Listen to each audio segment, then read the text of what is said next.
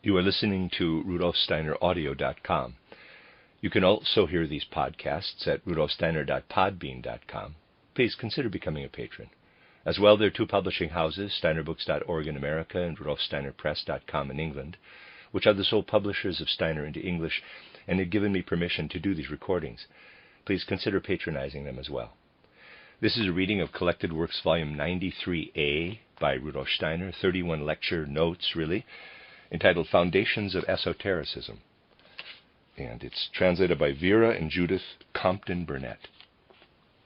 Lecture 1, given in Berlin on the 26th of September, 1905.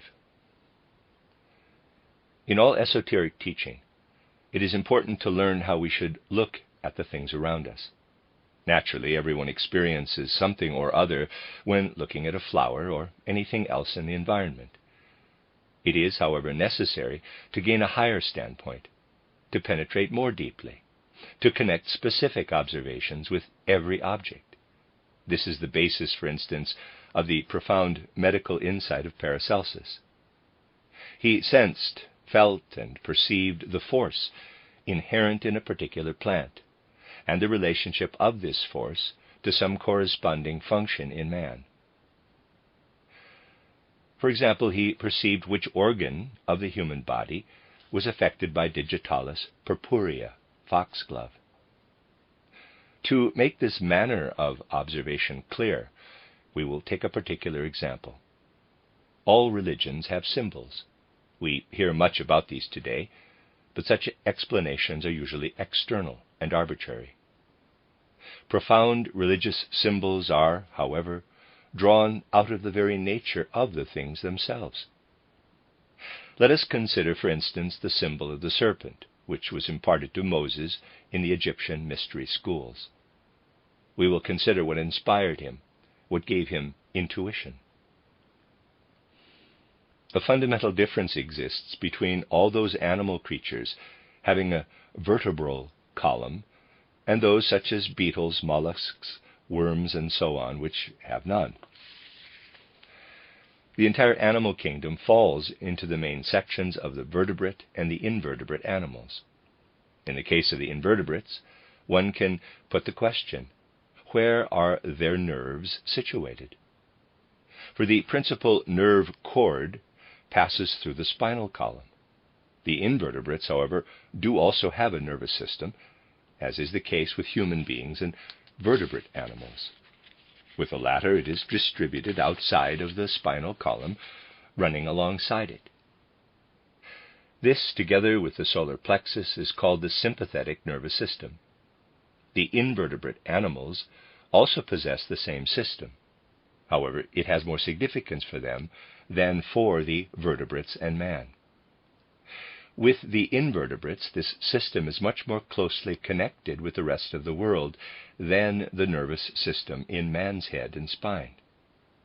The activity of man's nervous system can be obliterated in a condition of trance. Then the sympathetic nervous system comes into action. This occurs, for instance, in the case of somnambulists. The consciousness of the sleepwalker is spread out over the whole life of the environment, and goes over into the other beings surrounding us. The somnambulist experiences things that are outside as if they are within him. The life ether is the element which everywhere streams around us, and the solar plexus is its mediator. If we were only able to perceive with the solar plexus, we should live in intimate communion with the whole world. This is how it is with the invertebrate animals. For instance, such a creature feels a flower as being within itself. In the earth organism, the invertebrate animal is somewhat similar to the eye and ear in man. It is part of the organism. There is actually a common spiritual organism which perceives, sees, hears, and so on through the invertebrate animals. The earth spirit is such a common spiritual organism. Everything which we have around us forms the body for this common spirit. Just as our soul creates eyes and ears in order to perceive the world, so does this common earth soul create the invertebrate animals as eyes and ears in order to see and hear the world. In the evolution of the earth, there came a time when a process of separation set in. A part separated itself off, as though in a tube. Only when this point of time was reached did it become in any way possible for some beings to develop, which could become separate entities. The rest are members of the one earth soul. Then, for the first time, a special grade of separation began. For the first time, the possibility arose that one day something would be able to say I, capital, to itself.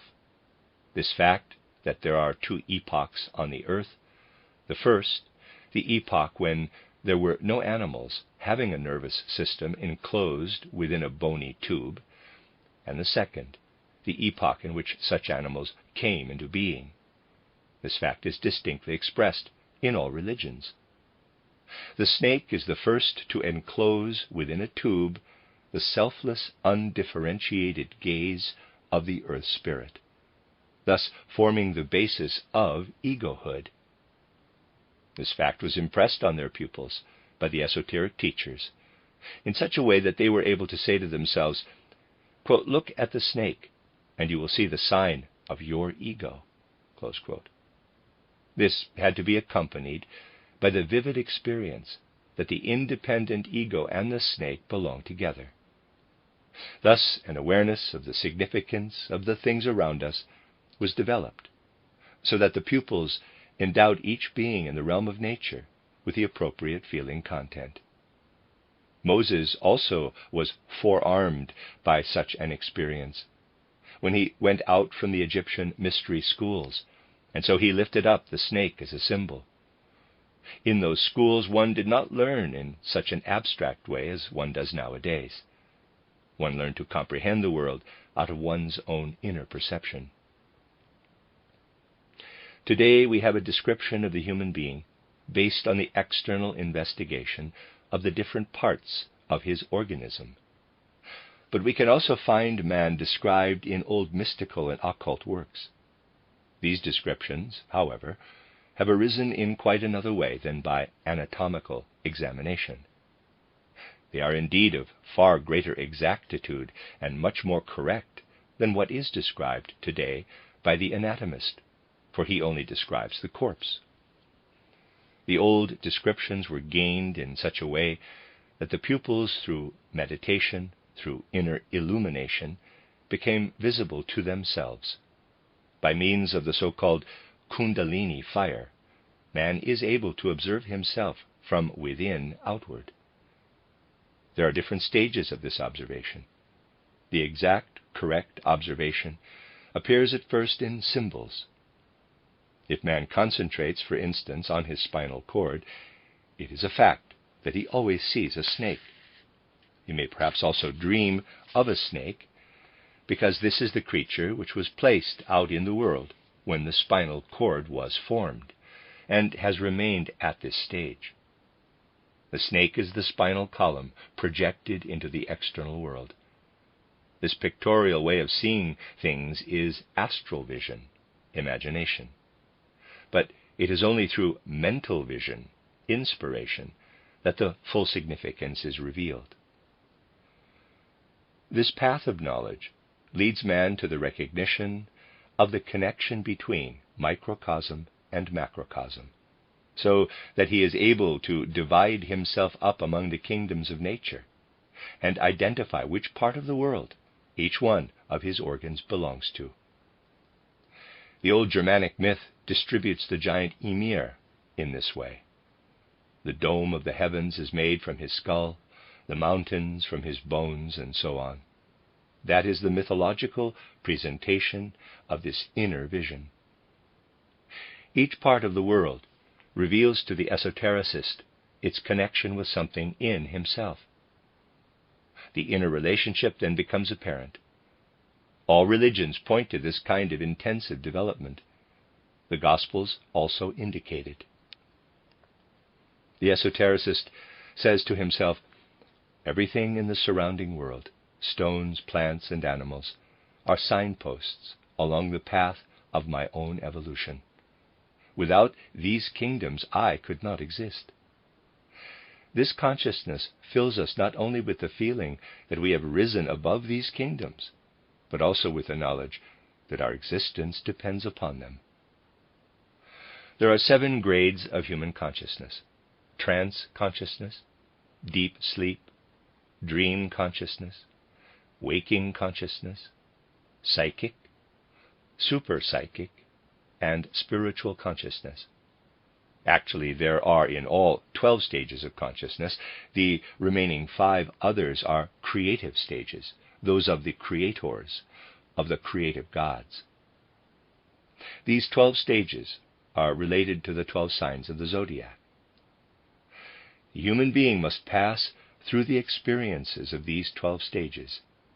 He has ascended through the trance, deep sleep, and dream consciousness up to the present clear day consciousness.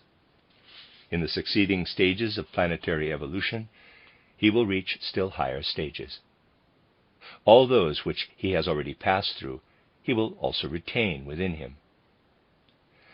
The physical body has the dull trance consciousness, as this was gained by man on old Saturn.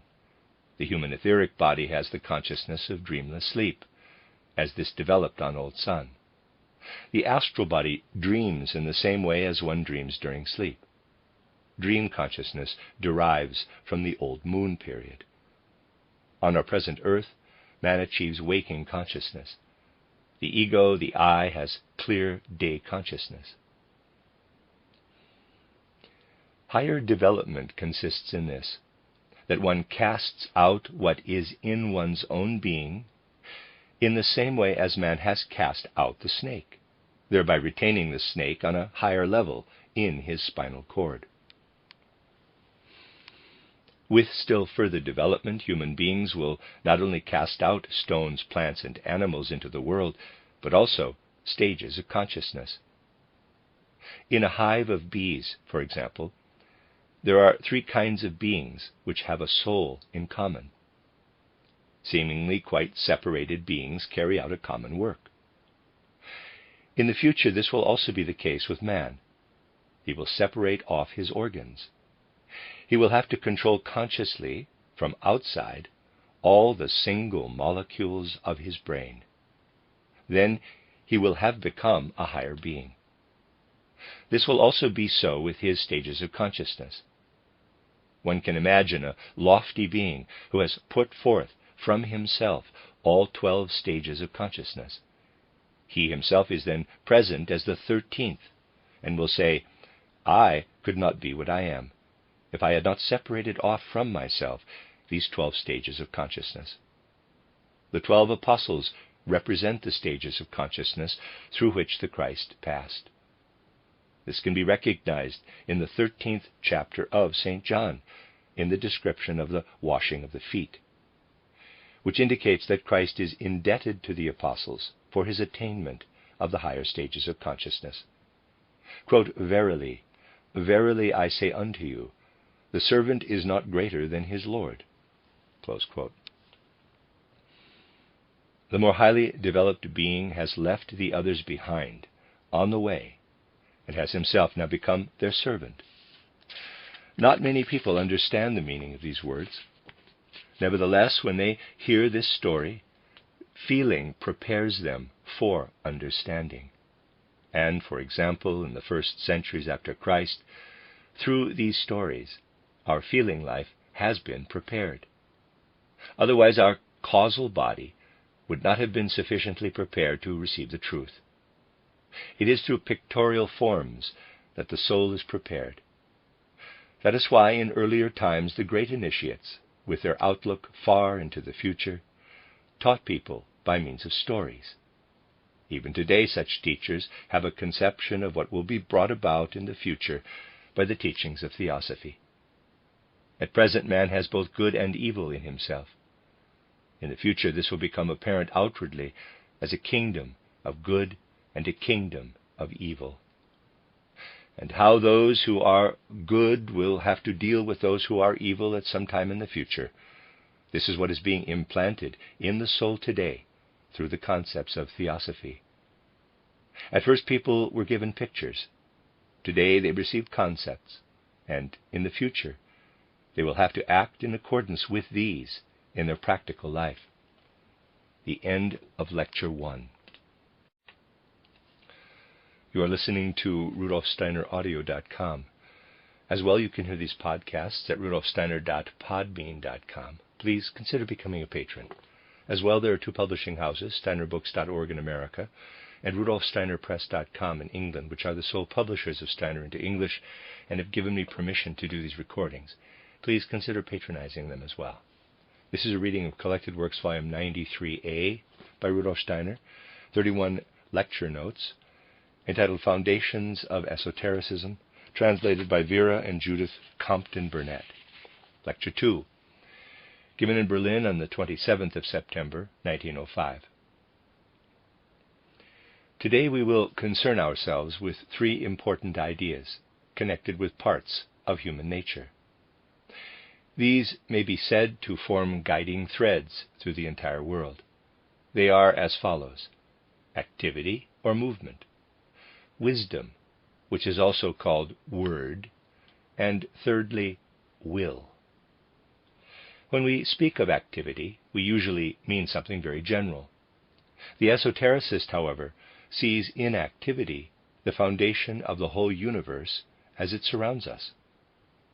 For the esotericist, the original form of the universe is a product of activity. What seems finished is still really a stage of continuous activity, a point in continuity. The whole world is in ceaseless activity. In reality, this activity is karma. When speaking about the human being, we speak of his astral body as being karma, as being activity. Actually, the astral body is that part of the human being which is closest to him. What man experiences, so that he differentiates between well-being and misfortune, happiness and sorrow, emanates from his astral body. Love, passion, joy, pain, ideals, duty are bound up with the astral body. When one speaks of joy and sorrow, desires, wishes, etc., one is speaking of the astral body. Whereas the human being continually experiences his astral body, the seer perceives its form, which is in continuous transformation. At first, so long as man has not yet worked upon it, it is undifferentiated. In our time, however, man works upon it constantly. When he distinguishes between what is allowed and what is forbidden, he works into it, out of his ego, his I. Since the middle of the Lemurian age, the third root race, and until the middle of the sixth root race, man works upon his astral body. Why does the human being work upon the astral body? He works upon it because in the sphere of activity, every single activity calls forth a counter effect. If we rub our hand on a tabletop, it becomes hot. The warmth is the counter effect of our activity. Thus each activity calls forth another. Through the fact that certain animals migrated to the dark caves of Kentucky, they no longer needed their eyesight to find their way about, but only sensitive organs of touch. As a result, the blood withdrew from their eyes and they became blind. This was the result of activity, of their migration into the caves of Kentucky. The human astral body is in continual activity. Its life consists in this. In a narrower sense, this activity is called human karma. What I do today has its expression in the astral body. If I give somebody a blow, that is activity, and calls forth a counter blow. This is balance, restoring justice, karma. Every action calls forth its counteraction. With this must be considered the concept of cause and effect. In karma there is always something needing to be brought into balance. Something further is always demanded. The second guiding thread in human nature and in the universe is wisdom. Just as karma has something needing to be balanced, wisdom has something of rest, of equilibrium. It is therefore also called rhythm. All wisdom, according to its form, is rhythm. In the astral body, there may perhaps be much sympathy. Then there is much green in the aura. This green was once called forth as complementary color. Originally, instead of the green, there was red, for a selfish instinct. That has been changed into green through activity, karma. In wisdom, in rhythm, everything is completed, balanced. In man, everything rhythmical, filled with wisdom, is in the etheric body. The etheric body is, therefore, that in man which represents wisdom. In the etheric body, repose, rhythm holds sway. The physical body actually represents the will. Will, in contrast to absolute rest, is the creative element, that which is productive. Thus we have the following ascent. Firstly, karma, activity, what needs to be balanced. Secondly, wisdom, what has been brought to rest. Thirdly, will, such an overabundance of life that it can sacrifice itself. Thus activity, wisdom, will are the three stages in which all being flows. Let us study from this point of view the human being as he stands before us. In the first place, man has his physical body. As he is at the present time, he has no influence at all upon his physical body. Physically, what man is and does is brought about from outside by creative forces. He cannot himself regulate the movement of the molecules of his brain. Neither can he control, of himself, the circulation of the blood. In other words, the physical body is produced independently of man, and is also sustained for him by other forces. It is as if it were only lent to him. Man is incarnated into a physical body, produced for him by other forces. The etheric body, too, is in a certain respect produced for him by other powers. On the other hand, the astral body is formed partly by other powers, partly by man himself. That part of the astral body which is formed by man himself becomes his karma. What he himself has worked into it must have a karmic effect. This is the undying, the non-transient in him. The physical body has come about through the karma of other beings. But that part of man's astral body, in which he has worked since the Lemurian age, that is his karma. Only when man, through his work, has transformed the whole of his astral body, will he have reached the stage of freedom. Then the whole of his astral body will have been transmuted from within. He is then entirely the result of his own activity, of his karma. If we select some particular stage of development, we always find a part of man's astral body which is his own work. However, that part which is the result of his own work lives also in the etheric body and the physical body. So in the physical body lives also what man has made out of himself. Through the physical body it lives in the physical world. He would be unable to form concepts about the physical world if he did not work in it through his organs. What the human being experiences in his astral body, he builds into himself. In what he observes in the physical world, his three bodies are active. For instance, when he sees a red rose, all three bodies are engaged. To begin with, he perceives red. In this, the physical body is engaged. In a camera obscura, the rose makes the same impression. Secondly, the rose is conceived in the etheric body as a living idea. Thirdly, the rose gives pleasure to the person, and in this the astral body is engaged. These are the three stages of human observation. The innermost part of man works into the external world by means of the three bodies. What man takes in from the outer world, he takes in through these three bodies.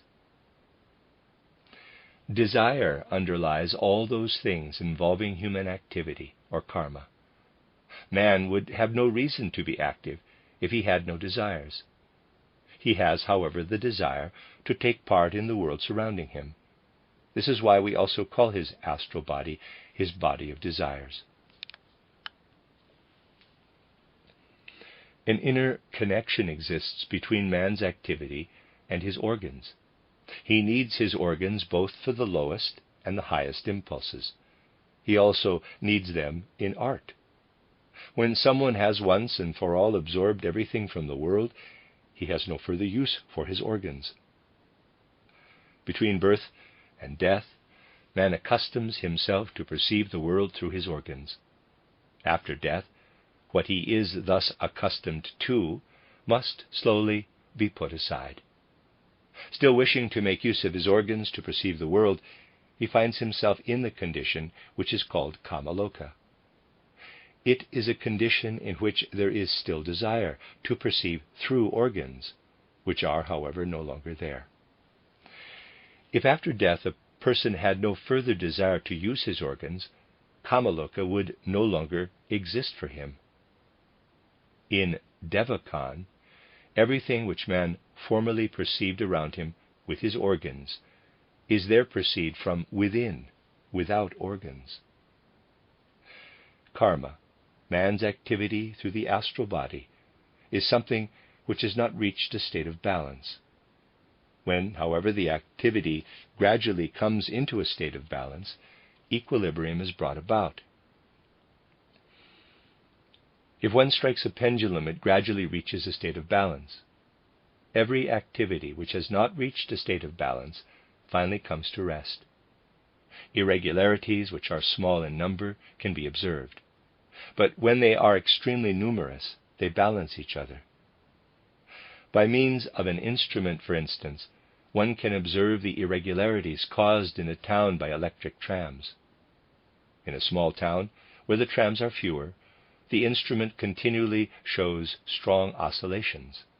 But in a big town, where the movement is greater and more frequent, the instrument is much quieter, because the many irregularities dampen each other and equalize themselves. So also is it in Devakan, with each single irregularity. In Devakan, man looks into himself. He observes what he has taken in. He must observe this for as long as is needed for it to reach a rhythmical condition. A stroke calls forth a counterstroke, but only through many intermediate happenings does the counterstroke return. The effect, however, persists during the intervening period. The interrelationship between stroke and counterstroke is worked over in Devakan and transformed into wisdom. What has been worked over and transformed into wisdom is metamorphosed in man into rhythm, in contradistinction to activity. What has been changed into rhythm passes over into the etheric body. After Devakan, one has become wiser and better, because in Devakan all experiences have been worked over. That part of the astral body which has been worked into the etheric body as rhythm is immortal. When a man dies, that part of the astral body which he has worked over and transformed is preserved. Also, the very small part of the etheric body which has been worked through. The remaining part of the etheric body is dissolved in the cosmic ether. Insofar as this very small part has been worked through, to that degree is his etheric body immortal. Hence, when he returns, he again finds this small part of the etheric body. What needs to be added to bring about completion determines the duration of his stay in Devakan. When a human being has progressed so far that he has transformed his entire etheric body, devachan is no longer necessary. This is the case with the occult pupil who has perfected his development and who has transformed his etheric body so that it remains intact after death and has no need to pass through devachan. This is called the renunciation of devachan. It is permissible to allow someone else to work on one's etheric body when one is certain that he no longer brings anything of evil into the rest of the world. Otherwise, he would work his harmful instincts into it. Under hypnosis, it can happen that the one hypnotized works into the world the harmful instincts of the hypnotist. In the case of normal people, the physical body prevents the etheric body from being dragged and drawn hither and thither. When, however, the physical body is in a state of lethargy, it is possible for the etheric body to be worked into. If one person hypnotizes another and works harmful instincts into him, these also remain with him after death. Many of the practices of black magicians consist in their creating willing servants by this means. It is the rule of white magicians to allow nobody to have his etheric body worked into unless by someone whose instincts have passed through catharsis. In the etheric body, rest and wisdom prevail. When something bad enters into it, this element of evil comes to rest and therefore endures.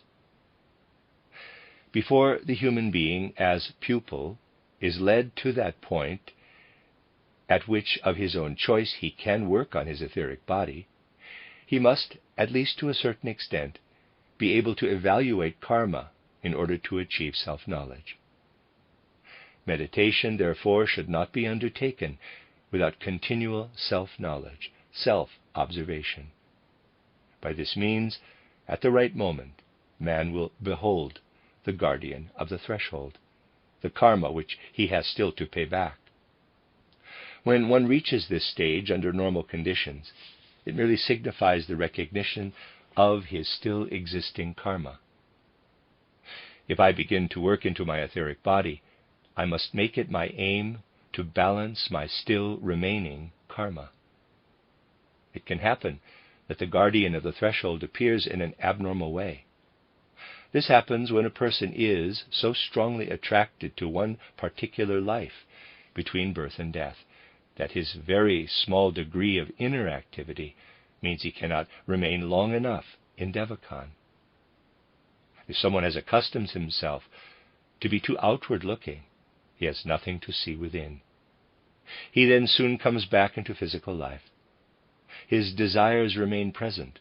The short devachan is soon over, and when he returns, the collective form of his earlier desires still exists in Kamaloka. He comes up against this also. He incarnates. The old is then mingled with his new astral body. This is his previous karma, the guardian of the threshold. He then has his earlier karma continually before him. This is a specific form of the double. Many of the popes of the notorious papal age, as for example Alexander VI, have had such a double in their next incarnation. There are people, and at present this is not uncommon, who have their previous lower nature continually beside them. That is a special kind of insanity. It will become ever stronger and more threatening because materialistic life becomes ever more widespread. Many people who now yield themselves up completely to materialistic life will, in their next incarnation, have the abnormal form of the guardian of the threshold at their side. If now the influence of spirituality were not to be very strongly exercised, a kind of epidemic seeing of the guardian of the threshold would arise as the result of materialistic civilization. Of this, the neurotic tendency of our century is the precursor. It is a kind of losing oneself in the periphery. All the neurotics of today will be harassed by the guardian of the threshold in their next incarnation. They will be pursued by the difficulties of incarnating too early, a sort of cosmic premature birth. What we have to strive for in theosophy is a sufficiently long time in Devachan in order to avoid incarnating too early. From this aspect, we must consider the entrance of Christ into world history. Previously, anyone who wished to achieve a life in Christ had to enter into a mystery school. There a state of lethargy was induced in the physical body, and only through the purified priesthood could there be added to the astral body what was still needed for its purification. This constituted initiation. But through the coming of Christ into the world, it came about that a man who felt himself drawn to Christ could receive from him something which could take the place of this old form of initiation. It is always possible that someone, through union with Christ, can preserve his astral body in so purified a condition that he is able to work into his etheric body without doing harm to the world. When one bears this in mind, the expression, quote, vicarious atonement through death, close quote, receives a quite other significance. This is what is meant by the atoning death of Christ. Before this, death in the mysteries had to be suffered by everyone who wished to obtain purification. Now, the One suffered for all, so that through the world historic initiation, a substitute has been created for the old form of initiation. Through Christianity, much that is of a communal nature has been brought about, which previously was not communal. The active power of this substitution is expressed in the fact that through inner vision, through true mysticism, community with Christ is possible. This has also been embodied in language. The first Christian initiate in Europe, Ulfilas, himself embodied it in the German language, in that man found the Ich within it. Readers aside, Ich is I-C-H, the German word for I, end of readers aside. Other languages expressed this relationship through a special form of the verb. In Latin, for instance, the word amo. But the German language adds to it the Ich. Ich is JCH, equals Jesus Christ. It was with intention that this was introduced into the German language. It is the initiates who have created language. Just as in Sanskrit the Aum expresses the Trinity, so we have the sign ICH to express the inmost being of man. By this means a central point was created whereby the tumultuous emotions of the world can be transformed into rhythm. Rhythm must be instilled into them through the Ich. This center point is literally the Christ. All Western nations have developed activity, passionate desires. An impulse must come from the East in order to bring into them a more tranquil condition. There is already a precursor of this in Tolstoy's book titled On Doing Nothing. In the activity of the West, we find chaos in many spheres. This is continually on the increase. The spirituality of the East should bring a central point into the chaos of the West. What, throughout long periods of time, had its function as karma, passes over into wisdom. Wisdom is the daughter of karma. All karma finds its compensation in wisdom. An initiate who has reached a certain stage of development is called a sun hero, because his inner being has become rhythmical. His life is an image of the sun, which in its rhythmical course traverses the heavens. The word Aum is the breath. The breath is related to the Word as the Holy Spirit is to Christ. as the Atma is to the I capital. The end of Lecture 2. You are listening to RudolfSteinerAudio.com. As well, these podcasts can be heard at RudolfSteiner.podbean.com. Please consider becoming a patron. As well, there are two publishing houses, SteinerBooks.org in America and RudolfSteinerPress.com in England, which are the sole publishers of Steiner into English and have given me permission to do these recordings. Please consider patronizing them as well. This is a reading of Collected Works, Volume 93a by Rudolf Steiner, 31 lecture notes, entitled Foundations of Esotericism, translated by Vera and Judith Compton Burnett. This is Lecture 3, given in Berlin on the 28th of September, 1905. There are three elements in evolution which must be differentiated: form, life, and consciousness. Today we will speak about the different kinds of consciousness. We can regard plants and lower animals as the means whereby higher beings extend their senses into the world in order to behold this world through them. Let us take our start from the sense organs of the plants. When we speak of these, we must be clear that we are not only dealing with the sense organs of the single plants, but with beings in higher worlds. The plants are, as it were, only the feelers which are extended by the higher beings. They gain information through the plants. All plants have cells, more especially at the root tip, but also in other places, in which granules of starch are to be found. Even in otherwise non-starch containing plants, these starch granules appear at the root tips. Members of the lily family, for instance, which otherwise contain no starch, possess these starch granules in the cells attached to the roots. These starch granules are loose and movable, and the important point is whether they are situated in one place or another. Whenever a plant turns even slightly, one starch granule falls toward the other side. This the plant cannot stand. It then turns again in such a way that the granules come back to their right position. And these starch granules actually lie in a symmetrical relationship to the direction of the gravity of the earth. The plant grows upward because it senses the direction of gravity. By observing the starch granules at the root tips, we learn to recognize a kind of sense organ. This is for a plant the sense of gravity.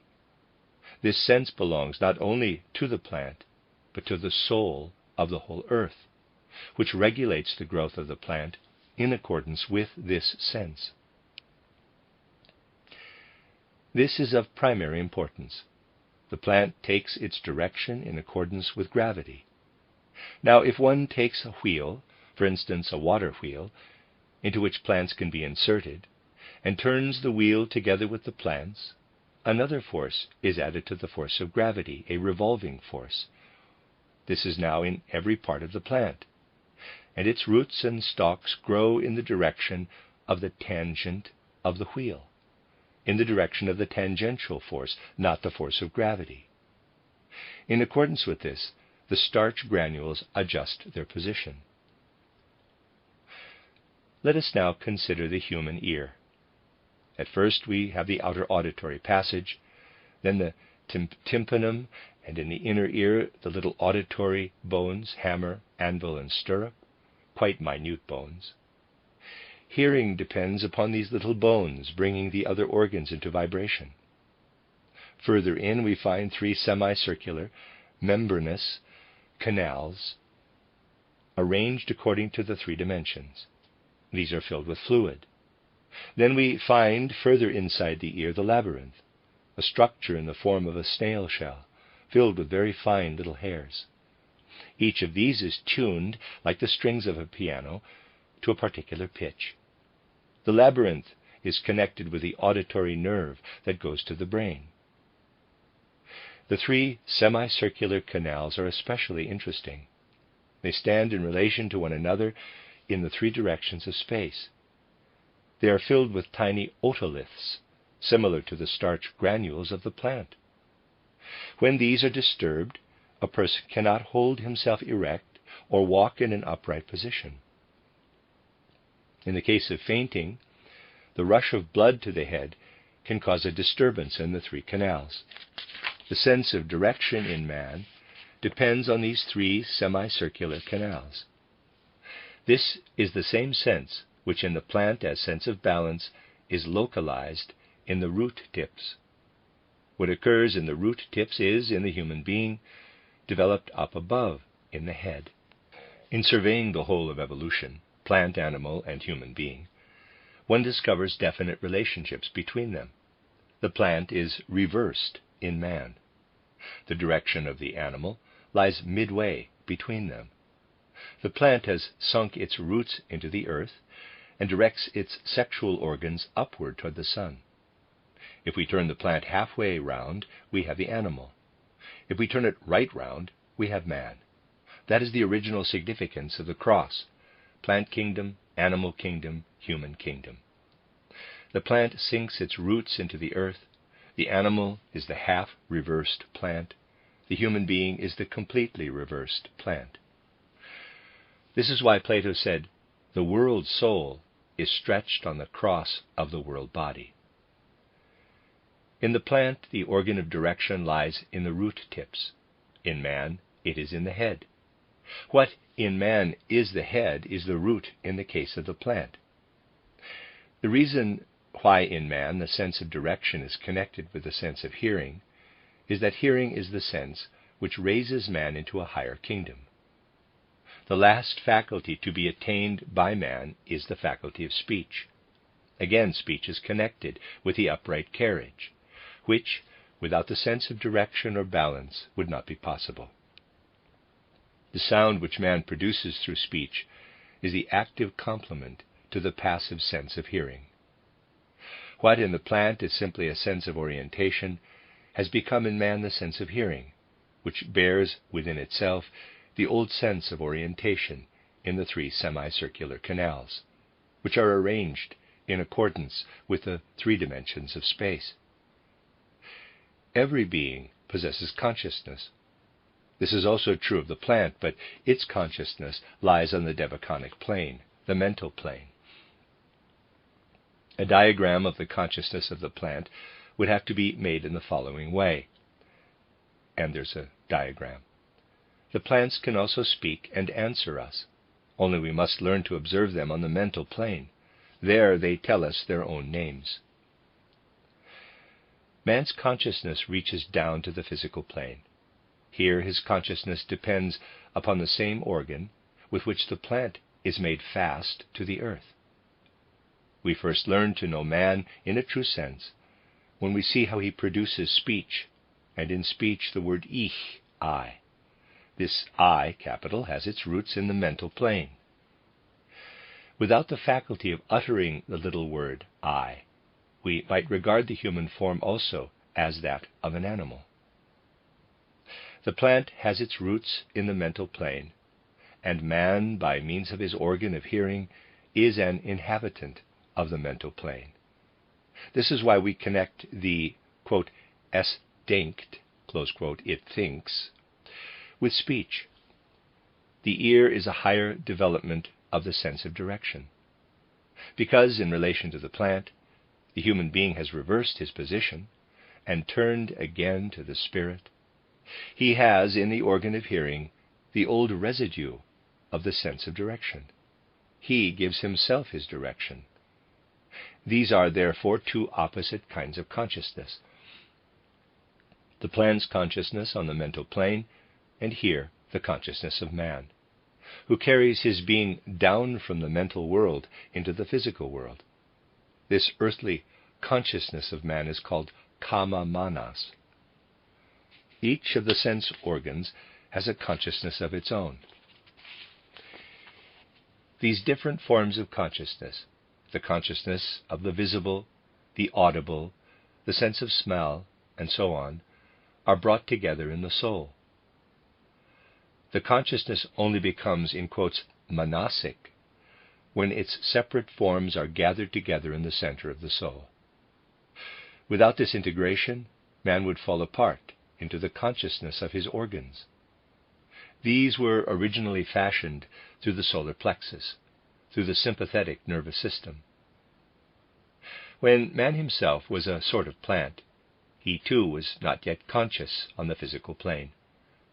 At that time, the higher consciousness first developed the organs. In a condition of deep trance, the central consciousness is silenced. Then the separate organs are conscious, and the person begins to see with the pit of the stomach and the solar plexus. Such a consciousness was possessed by the seeress of Prevorst.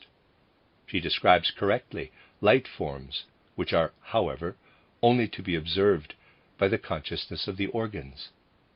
The lowest consciousness is that of the minerals.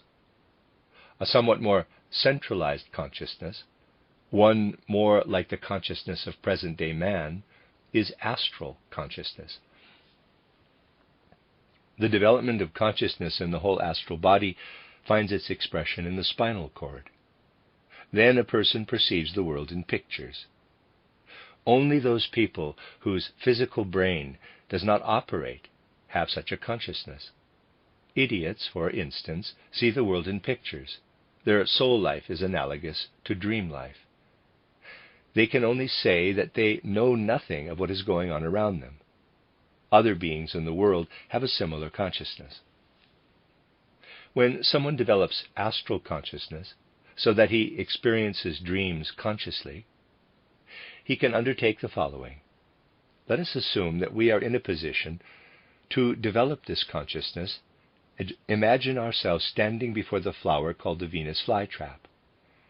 If we gaze at it long enough and let it work upon us quite exclusively, there comes the moment when we have the feeling that the center of consciousness sinks down from the head and creeps into the plant.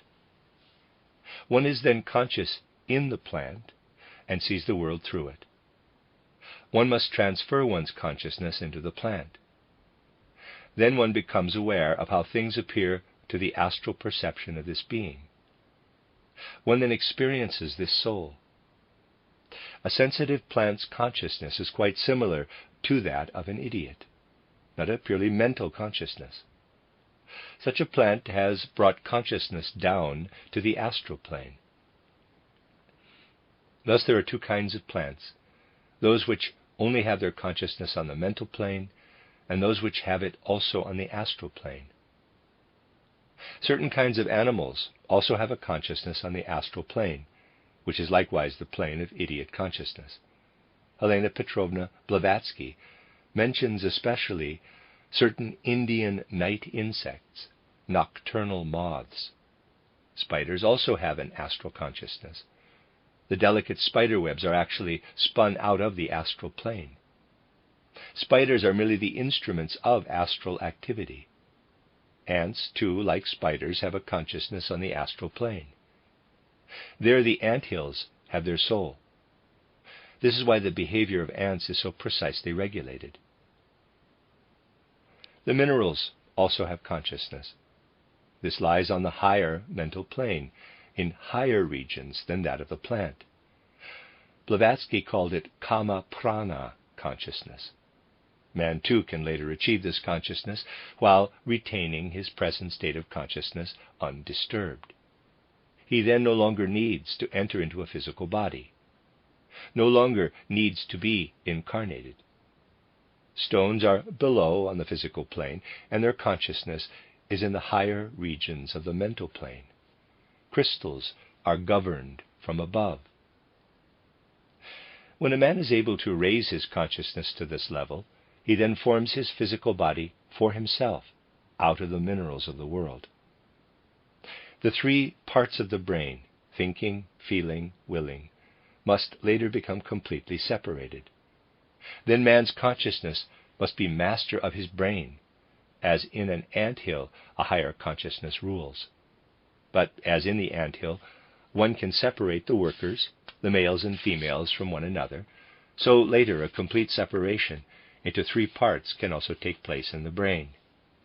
Then man becomes a planetary spirit, a creator who brings things into being.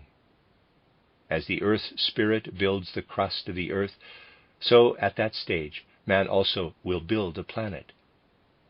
For this he must have a kama pranasic consciousness. Today he has only a kama manasic consciousness. This consists in the consciousness of the organs being saturated, impregnated with understanding, manas. The consciousness becomes, as Blavatsky says, rationalized. The process of rationalization is brought about during the ascent from animal to man. Organ consciousness by itself can recognize the objective, but does not know the means whereby it can be achieved. Rationalized consciousness can direct that means. Blavatsky says quite rightly, quote, a dog, for instance, which is shut into a room, has the instinct to get out, but he cannot do this because his instinct is not as yet sufficiently imbued with understanding to enable him to take the necessary steps. Whereas man immediately grasps the situation and frees himself, close quote. We therefore differentiate with Blavatsky, number one, the organic consciousness possessed by the organs. Number two, the astral consciousness possessed by animals, certain plants, and idiots. Number three, the kama pranasic consciousness of the stones, also to be achieved later by man. Number four, the kama manasic consciousness, dependent on understanding. In this way, one must differentiate the members of the cross of world existence.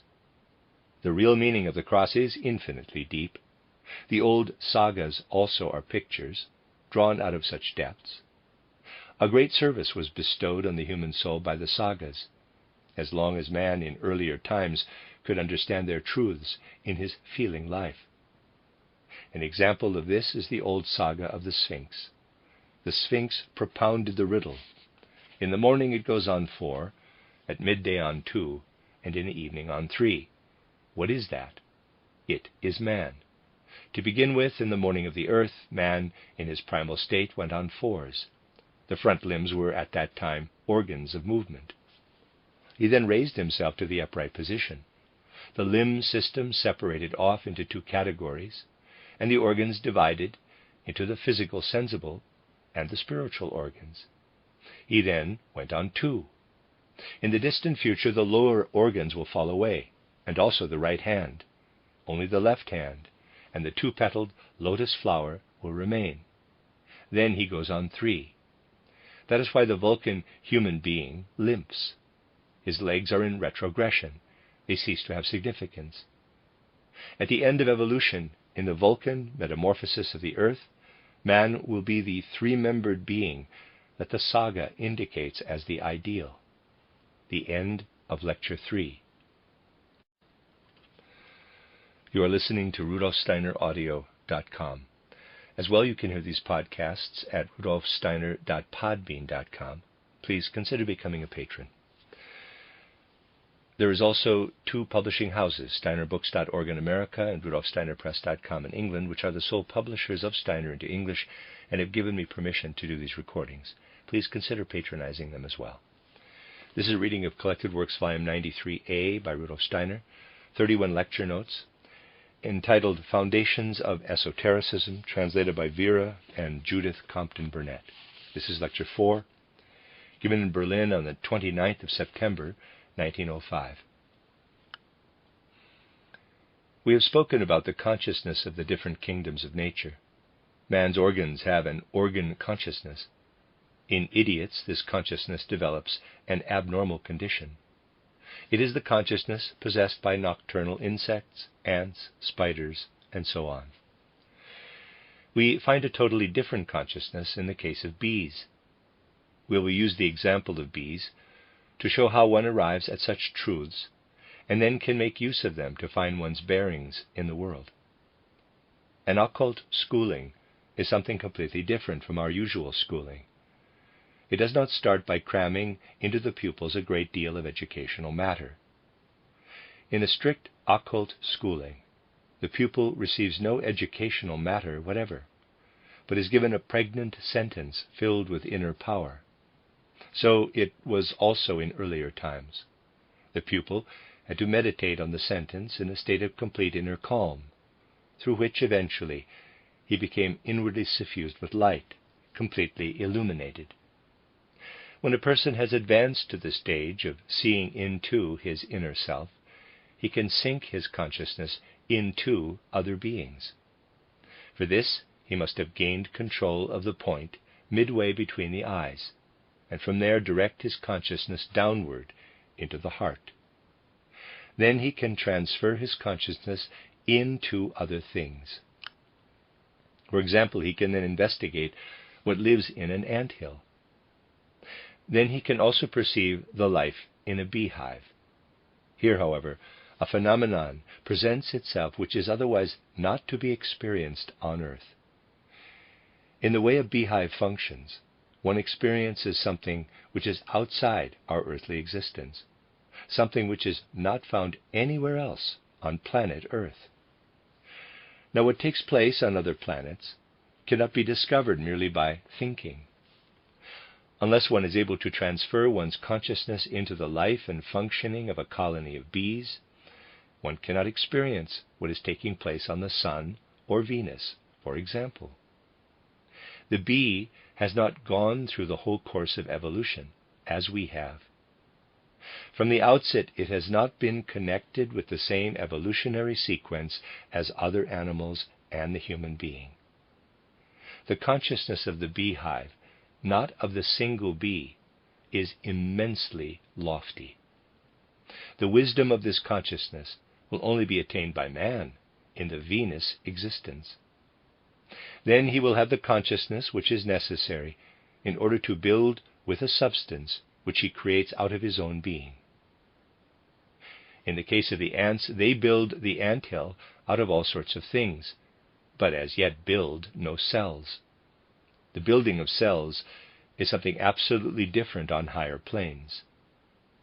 Through transferring one's consciousness into the beehive, through taking on the Venus consciousness, one learns something entirely different from anything else on earth, the complete recession of the element of sex. With the bees, what is sexual is vested only in the one queen. The kama sexuality is almost entirely eliminated. The drones are killed. Here we have the prototype of something which will actually be accomplished in a future humanity, when work is the highest principle. It is only through the impulse of the spirit that one gains the faculty of transferring oneself into the community of the bees. In order to progress further, let us now come to a true concept of alchemy. As late as the 18th century, one could read in the German paper Reichsanzeiger articles on alchemy. Kortum, the poet who wrote Jobsaida, was one of the most significant alchemists of the 18th century. Readers aside, Jobsaida is spelled Jobsiade. End of readers aside. At that time, a number of articles dealt with the so-called Urmaterie, primal matter, bringing this into connection with the philosopher's stone. Kortum, who was deeply immersed in these things, said at that time, "To search for the philosopher's stone is very difficult, but it is everywhere. You meet it every day, are well acquainted with it. You make use of it constantly, but do not know that it is the philosopher's stone." This is an apt description. In nature, everything is ordered with infinite wisdom, with an infinitely wise economy. All living beings possessing kama, astrality, animals and human beings, and all etheric living beings, plants, are interrelated. We breathe in oxygen and breathe out carbonic acid. The animals do this also. Now, if this were simply to continue, the air would soon be quite full of carbonic acid. But the plants assimilate carbonic acid and breathe out oxygen. Animals and human beings cannot live without plants. Now, carbonic acid consists of carbon and oxygen. The plants retain the carbon and breathe out the oxygen. Man, on the other hand, takes in the oxygen and, through his life processes, transforms it into carbonic acid by uniting it with carbon. The plants build up their bodily form out of the carbon which they have retained. In earlier times, the appearance of the earth was quite different from what it is now. Then, even in this district, there grew forests of gigantic ferns and horsetails, aquasidums. These disappeared. At first the earth became covered with a layer of peat, the remains of the dead plants. Then the former forests of fern and aquasidums were transformed into the immense coal fields of the earth. The rock formations developed gradually, either from the plant kingdom or the animal kingdom. When one looks at a lump of coal, one can say to oneself, this was once plant.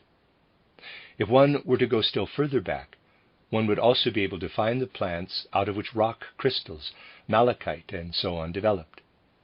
The central zone of the Alps arose out of the primeval plants before coal. A diamond is exactly the same as a piece of coal. Nature has created the diamond from a coal still older than that which we have today. This rock crystal also has arisen out of plants. Limestone is derived from animals. The Uras, for example, consist of such an accumulation of calcium. They were previously covered by the sea and are formed from the cast-off shells of sea creatures. Thus the younger limestone mountains have arisen out of animals, and the primeval rocks out of plants. The plant kingdom gradually passes over into the mineral kingdom. Everything solid on the earth has arisen out of a, in quotes, plant earth. This mineralizing process can be studied through the development of coal out of plants. The mineral kingdom, in its present state of separation, only came into existence during the fourth round. After this, the entire mineral kingdom will be spiritualized by man. He transforms it with the, quote, plow of his spirit, close quote. Everything that man does today, the entire world of industry, is the transformation of the mineral kingdom. When someone quarries a rock in order to use the stones for the building of a house, when he builds a cathedral, all this changes the nature of the mineral kingdom by artificial means. In the fourth round, man can work upon the mineral kingdom in this way. With the plant, on the contrary, he can as yet do nothing of this kind. The whole mineral kingdom will be transformed by man. To a great extent, this will be brought about by oscillating electricity, no longer requiring wires. Here, man will be working right into the molecules and atoms. At the end of the fourth round, he will have transformed the entire mineral kingdom. From the fifth round onward, man will do the same with the plant kingdom. He will be able consciously to carry out the process which is now carried out by the plant. As the plant takes in carbonic acid and builds up its body from the carbon, so the human being of the fifth round will himself create his body out of the materials of his environment. Sex will cease to exist. Man will then himself have to work on his body, will have to produce it for himself. The same process of transforming carbon, which the plant now carries out unconsciously, will then be carried out consciously by man. He will then transform matter, just as today the plant transforms air into carbon. That is the true alchemy. Carbon is the philosopher's stone. The man of the 18th century who pointed this out was indicating the transformation which is now carried out by the plants and which later will be carried out by man. When, from the higher planes, one studies consciousness as it functions in a beehive, one learns how, later on, man will produce matter out of himself. In the future, the human body will also be built up out of carbon. It will then be like a soft diamond. Then one will no longer inhabit the body from within, but will have it before one as an external body. Today, the planets are built up in this way by the planetary spirits. From a being requiring a body produced by others, man will transform himself into a being who manifests himself through emanation. At that time he will consist of 3 members. Quote, "Man in the evening goes on 3," close quote, as the Sphinx says. The original 4 organs have undergone metamorphosis. At first the hands were also organs of movement. Then they became organs for the spiritual. In the future only 3 organs will remain.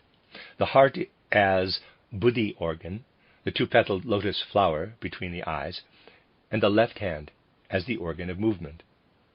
This future state is also related to Blavatsky's indication of a second spinal column. The pineal gland and the pituitary gland organize a second spinal column, which later unites itself with the first. The second spinal column will descend in front from the head. To arrive at such guiding threads as these, one must bring one's consciousness into a state of being which is at a higher level than we normally have at the present stage of earthly evolution. All this was taught in the mystery schools, and in a certain way put to practical use. One must accustom oneself to developing one's way of thinking, and then one will develop in oneself a feeling that nothing is valueless, but that everything has its own inherent value. There is nothing in all nature that we can obliterate through thinking without thereby disturbing nature as a whole. The ant-hill also has a much higher consciousness than present-day man. The consciousness of the ant-hill is to be found in the higher regions of the mental plane. On the other hand, the consciousness of the bees is to be found in the higher regions of the buddhi plane. How then did the ant consciousness enter into our earth? This took place through beings who stand higher than we do, who had already gone through the process of creating their body for themselves. Males, females, and workers, the 3 members of the ant-hill, comprise the body of a higher spiritual being. The human spirit also comes, gradually, to the point of dividing itself into 3 parts. Willing, feeling, and thinking become separated in the case of the esoteric pupil. The molecules of the brain divide into 3 groups. The esoteric pupil must then, out of himself, connect a definite feeling with a mental picture. In order to experience pity when he sees suffering, he must consciously add this feeling to it. To the front of the head lies the thinking part, on top the part of feeling, to the back of the head that of willing. The esoteric pupil learns to bring these consciously into connection with one another. Later, these 3 parts become completely separated. He must then control the 3 parts in the same way as an ant heap controls the males, females, and workers. Now, we might ask why higher beings manifest themselves in an ant-hill. Well, if formic acid had not been introduced, the whole earth would have been different. The foreseeing wisdom of higher intelligences was aware of the moment when formic acid had to be brought into the earth. We can thus gain a comprehensive understanding of the whole earth, so that we know and recognize what lives and has its being within it. This was the case with Paracelsus, who built up his concepts in such a way that he was able to perceive how things could be used as remedies, because he knew in what relationship they stood to man and his organs. For instance, digitalis purpurea, foxglove, is connected with the heart and can therefore still be rightly used as a heart remedy. Nowadays, new remedies are sought by means of experiment, in which one tests their effects on a number of people. In those days, remedies were sought through intuition, because their inner connections were observed. Remedies discovered in this way always retain their effect, whereas with the others, in the course of time, after effects usually show themselves, which eluded observation when the experiments were first carried out. The end of Lecture 4. You are listening to RudolfSteinerAudio.com. As well, you can hear these podcasts at RudolfSteiner.podbean.com. Please consider becoming a patron. As well, there are 2 publishing houses, SteinerBooks.org in America and RudolfSteinerPress.com in England. which are the sole publishers of Steiner into English and have given me permission to do these recordings. Please consider patronizing them as well. This is a reading of Collected Works, Volume 93a by Rudolf Steiner. It is the lecture notes of participants, I should have made that clear earlier, of 31 lectures that Steiner gave in the early years. Translated by Vera and Judith Compton Burnett.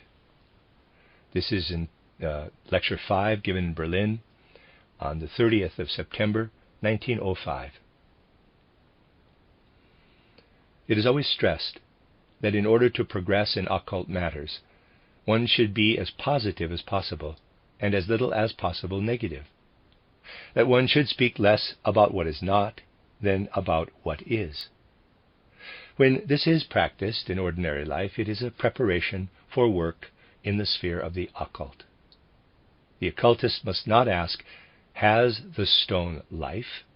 But where is the life of the stone? Where is the consciousness of the mineral kingdom to be found?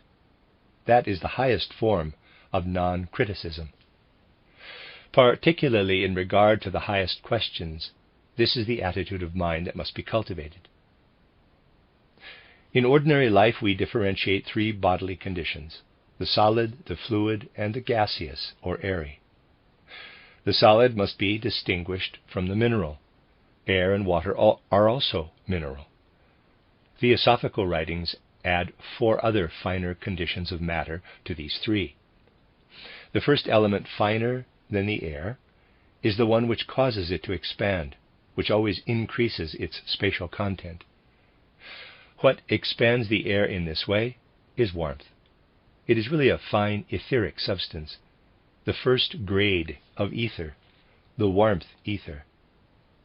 Then follows the second kind of ether, the light ether. Bodies which shine send out a form of matter which is described in Theosophy as light ether. The third kind of ether is the formative ether, the bearer of everything which gives form to the finest matter. It is also called the chemical ether. It is this ether which, for example, brings about the union of oxygen and hydrogen. And the finest of all the ethers is that which constitutes life, prana, or life ether. Science lumps together all 4 kinds of ether. Nevertheless, it will gradually distinguish them in this way. Our description tallies with that of the Rosicrucians, while Indian literature also speaks of 4 different grades of ether. To begin with, let us take everything that is solid. What is solid has apparently no life. When one transposes oneself into the life of the solid, which becomes possible through living in waking consciousness in the condition described as the dream world, and when one then seeks to discover the solid, for instance by entering into a rocky mountain landscape, then one feels in oneself that one's own life is altered. One feels life rippling through one. One is not there with consciousness, but with one's own life, the etheric body. One is then at a place, in a condition, which is called the Mahapara Nirvana plane. On this Mahapara Nirvana plane, the life of the solid is to be found.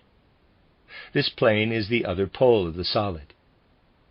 Through life on the Mahapara Nirvana plane, one acquired another means of perception. When one returns, one has experienced the activity of beings in the Mahapara Nirvana plane. It is there that the solid stone has its life. Secondly, there follows what is fluid, water. When in the dream condition one transposes oneself into the sea, then one becomes imbued with the life of the fluid, on the para-nirvana plane. Through this method one learns to know something of the different planes. Thirdly, when one transposes oneself, in dream, into the air-forming element, one finds oneself on the nirvana plane. Nirvana means literally, quote, to be extinguished, close quote, as one extinguishes a fire. When one seeks for life in it, one is with one's own life on the nirvana plane. Man breathes in the air. When he experiences in himself the life of the air, then that is the way to reach the nirvana plane. This is the reason for the breathing exercises of the yogis. No one can attain to the nirvana plane if he does not actually practice breathing exercises. They are only hatha yoga exercises when they are carried out on the wrong level. Otherwise, they are raja yoga exercises. One actually inhales life, the nirvana plane. Fourthly, after the nirvana plane is the buddhi, or sushupti plane. There, warmth has its life. When buddhi is developed in man, all kama is transformed into selflessness, into love. Those animals which develop no warmth are also without passion. At higher levels, man must again achieve this passionless condition, because he has his life in the sushupti plane. Fifthly comes the devakan, or mental plane, hence the inner connection between wisdom and light. When in dream consciousness one experiences the light, one experiences wisdom within it. This was always the case when God revealed himself in the light. In the burning thorn bush, that is to say, in the light, Jehovah appeared to Moses in order to reveal wisdom.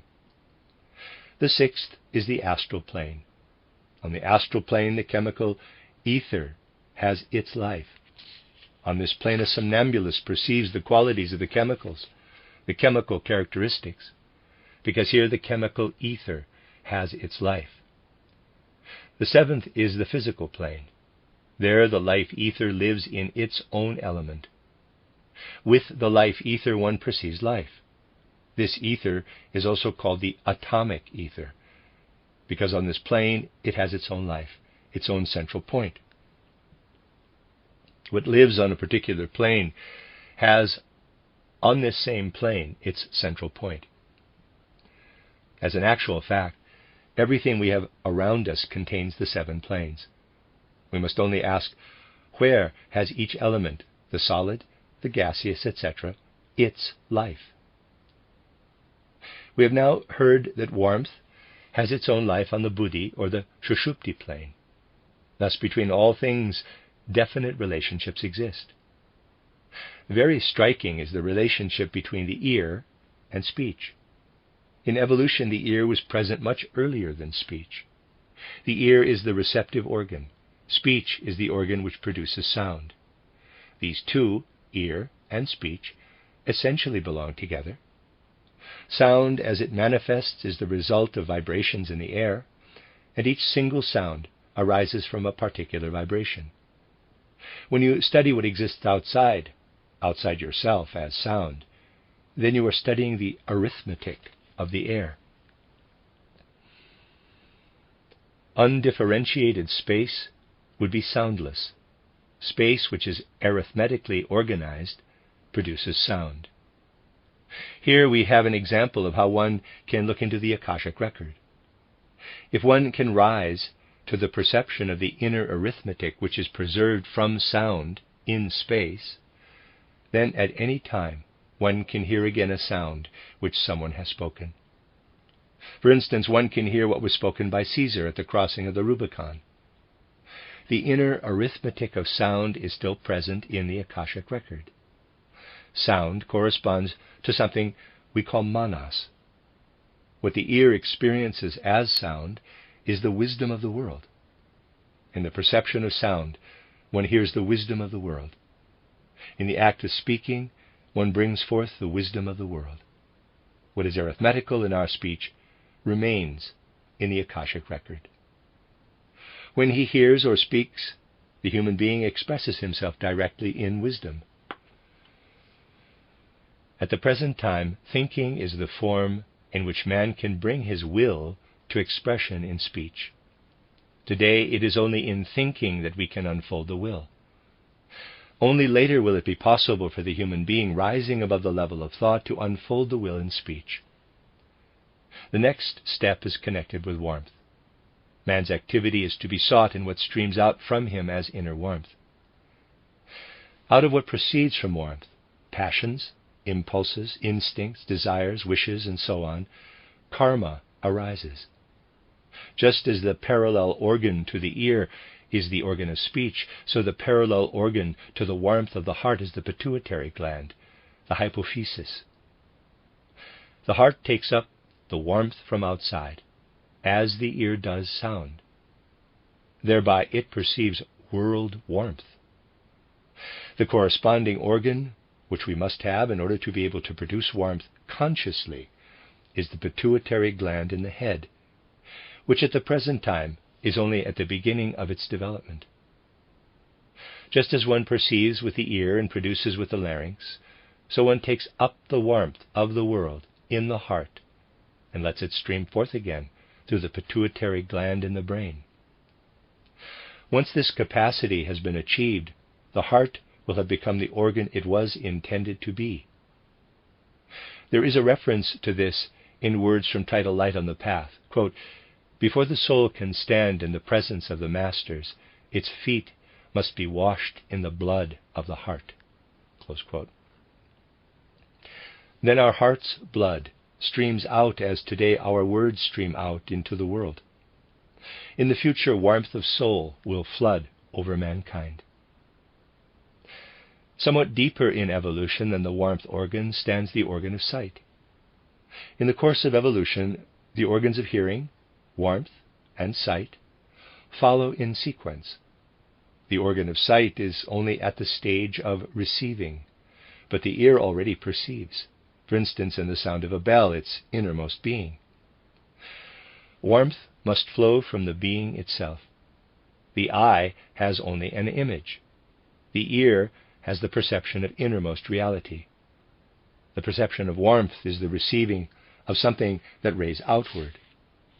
There is an organ which will also become the active organ of vision. This is today germinally present in the pineal gland, the epiphysis, the organ which will give reality to the images which today are produced by the eye. These two organs, the pineal gland and the pituitary gland, as active organs, must develop into the organ of vision, eye, and the organ of warmth, heart. Today, fantasy is the preliminary stage, leading to a later power of creation. Now, man has at most imagination. Later he will have magical power. This is the Kriya Shakti power. It develops in proportion to the physical development of the pineal gland. In the reciprocal relationship between ear and larynx, we have a prophetic model, in German Vorbild. Thinking will later be interpenetrated with warmth, and still later man himself will learn to create. First he learns to create a picture, then to create and send forth radiations, then to create beings. Freemasonry calls these three forces wisdom, semblance, or beauty, and power. See Goethe's fairy tale.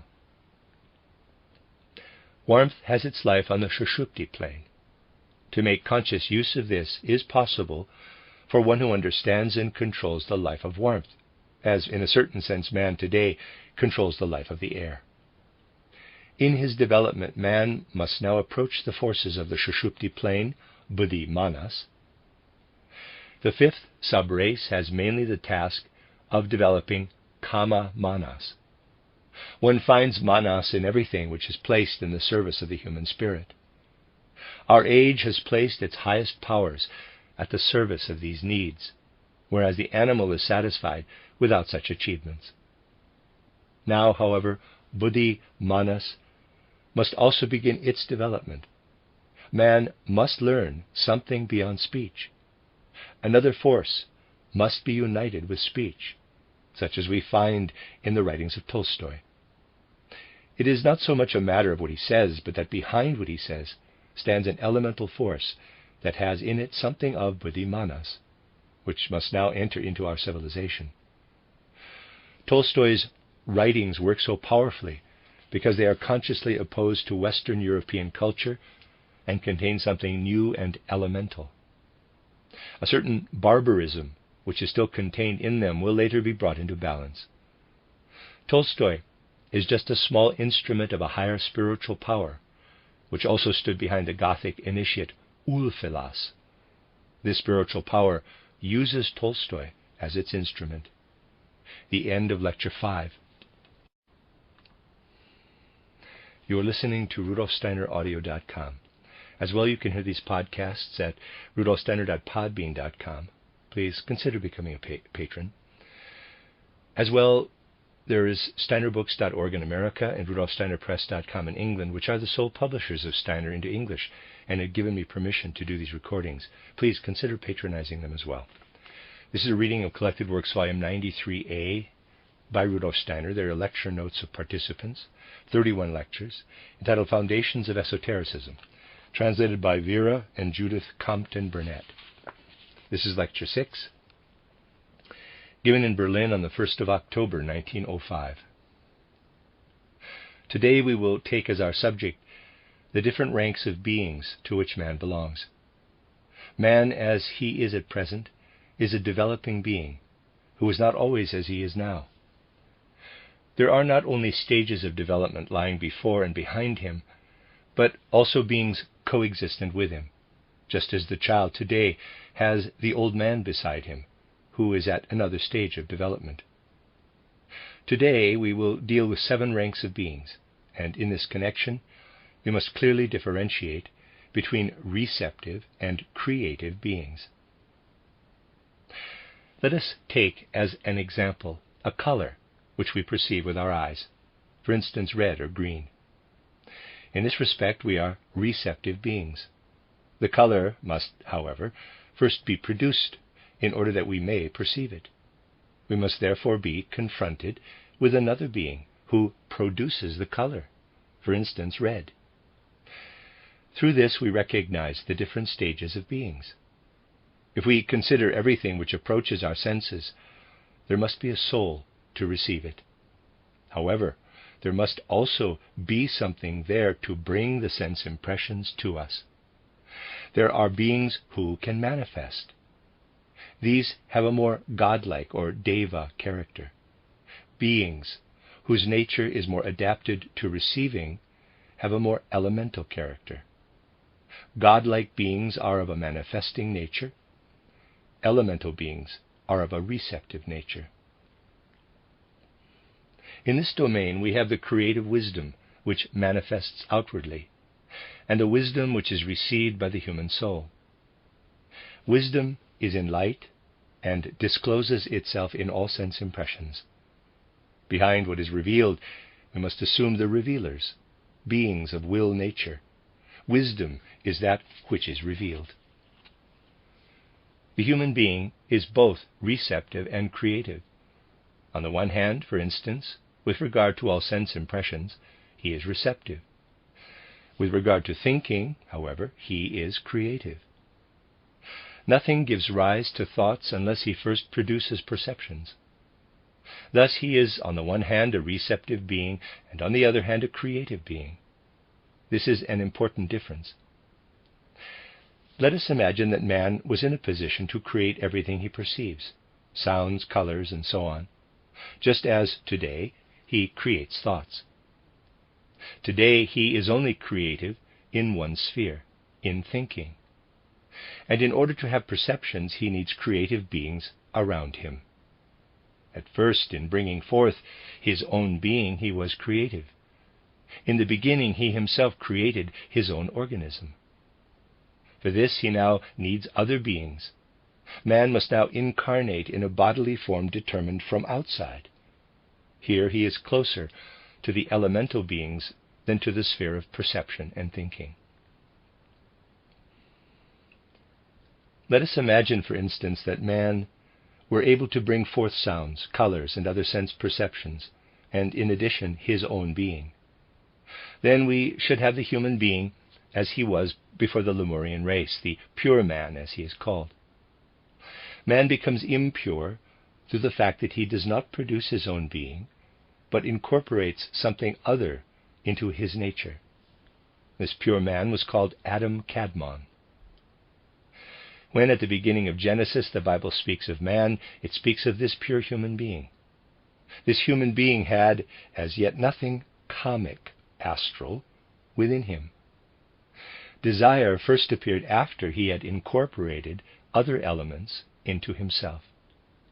Thus there arose the second stage of humanity, the kama-rupic man, that is, man with an astral body. The higher animal is to be seen as at a lower stage of this development. All warm-blooded animals are derived from man. Without warm blood, no beings can possess an independent kama-rupa, astral body. Thus, to begin with, we have the pure man who, up in the Lemurian age, actually led a supersensible existence and brought forth out of himself everything that lived and was part of him. Present-day cold-blooded animals and the plants have developed in a different way from the warm-blooded animals. Those which exist today are remnants of strange, gigantic beings. Some of these can be verified by science. They are decadent animals which are descended from those which the pure man made use of in order to incarnate in them, so that he might have a body for what is kamic or astral. At first the pure man had found no means of incarnating on the earth. He still hovered above what was manifested. From among these huge, powerful beings, animals, man made use of the most developed in order to incarnate in them. He attached himself to these beings, and thereby he was in a position to bring his own kama, astral body, into them. Some of these beings developed further and then became the animals of Atlantis and of humanity today. However, it was not possible for all of them to adapt themselves. Those who failed became the lower vertebrate animals. Kangaroos, for instance, are such attempts as proved unsuccessful on the way to becoming man, like pottery vessels, which are rejected and left behind. Now man tried to introduce kama into the animal forms. In the human form, kama is first to be found in actual fact in the heart, in the warm blood, and in the circulation of the blood. Attempts were made again and again, and in this way there was an ascent from stage to stage. We see unsuccessful attempts, for instance, in the sloths, the kangaroos, the beasts of prey, the monkeys and apes. All these remained behind on the way. The warm-blooded animals are unsuccessful attempts to become human forms endowed with kama. Everything in them which is of the nature of kama, man also could have within himself, but he unloaded it into them, for he was unable to use this kind of kama. There is an important occult axiom: every quality has two opposite poles. So we find just as positive and negative electricity complement one another, so we have warmth and cold, day and night, light and darkness, and so on. In the same way, every kamic quality also has two opposite aspects. For instance, man has cast rage out of himself into the lion, and this, on the other hand, when ennobled by him, can lead him upward to his higher self. Passion should not be annihilated, but purified. The negative pole must be led upward to a higher stage. This purifying of passion, this leading upward of its negative aspect, was called by the Pythagoreans catharsis. At first man had within him the rage of the lion and the cunning of the fox. Thus the kingdom of warm-blooded animals is a comprehensive picture of kama qualities. Today the opinion is commonly held that the, quote, tat tvam asi, close quote, that art thou, is to be understood as something general and undefined.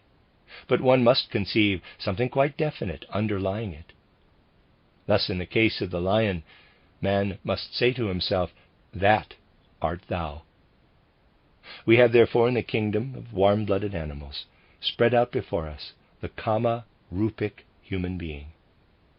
Previously, there only existed the pure man, Adam Kadmon. The philosopher of natural science, Oken, who in the first half of the 19th century was a professor in Jena, was acquainted with all these ideas. and express them in a grotesque way in order to nudge people to attention.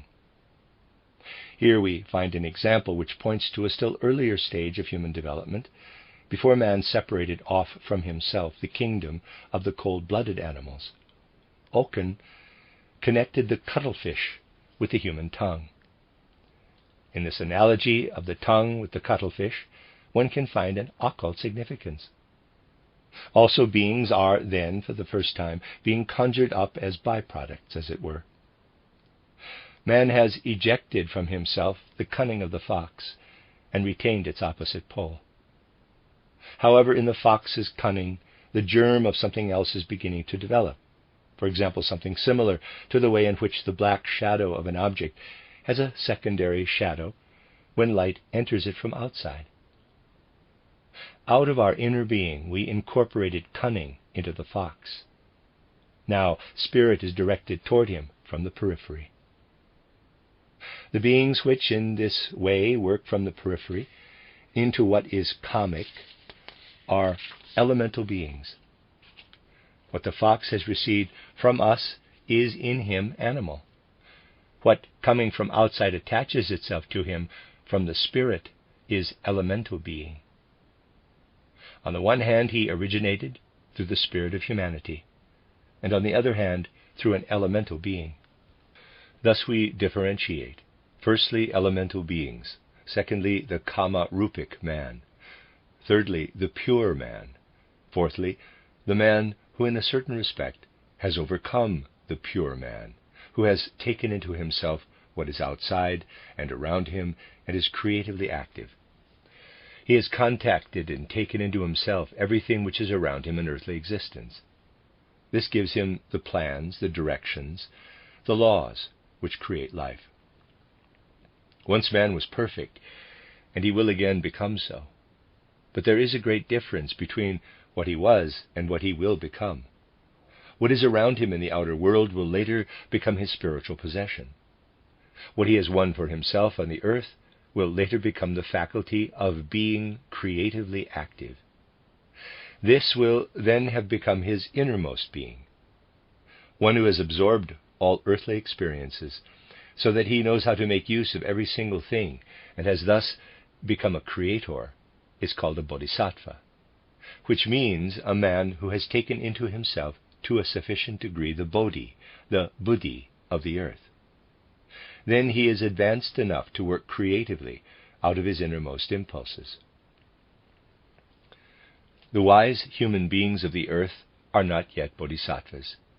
Even for such a human being, there always remain things to which he is as yet unable to orient himself.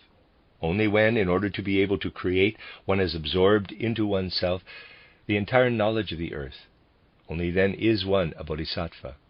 For example, Buddha and Zarathustra were bodhisattvas. When man ascends still further in evolution, so that he is not only a creator on the earth, but possesses forces which reach out beyond the earth, only then is he free to choose either to use these higher forces or to work further with them on the earth. In this case, he can bring into the earth something coming from higher worlds. Such an epoch occurred before man began to incarnate, in the last third of the Lemurian age. The human being had developed his physical, etheric, and astral bodies. He had brought these members of his being with him from an earlier earth evolution. The two next impulses, kama and manas, he could not have found on the earth. They do not lie in its evolutionary sequence. The first new impulse, kama, was only to be found as a force on Mars. It was added shortly before man incarnated. The second impulse, manas, came from Mercury in the fifth subrace of the Atlanteans, with the original Semites. The stimulus of these new principles had to be brought to the earth from other planets, through still higher beings, through the Nirmanakayas. From Mars they added kama, from Mercury manas. The Nirmanakayas are yet another stage higher than the bodhisattvas. The latter are able to order evolution which has continuity, but they cannot bring into it what comes from other regions. This can only be done by the Nirmanakayas. In yet another stage higher than the Nirmanakayas stand those beings who are called Pitris. Pitris equals fathers. For indeed the Nirmanakayas can bring something into evolution coming from other regions, but they cannot sacrifice themselves as substance, so that on the following planet they can bring forth a new cycle. This can, however, be done by the Pitris. They had evolved on the moon and had now come over. They became the activating impulse toward Earth evolution. When man has gone through every possible experience, then he is in a position to become a Pitri. The next and even higher stage, the last that it is possible to mention, is that of the gods themselves.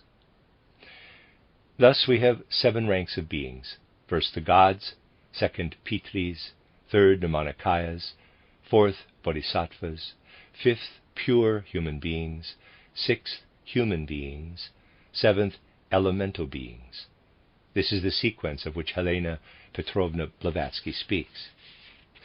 Now, we can add the question, what kind of organ is it which has made man kama-rupic? It is the heart, with the veins and the blood that pulsates through the body. The heart has a physical part and an etheric part. Aristotle speaks about this, for in earlier times it was only the etheric man which was held to be important. The heart has also an astral part. The etheric heart is connected with the 12-petaled lotus flower.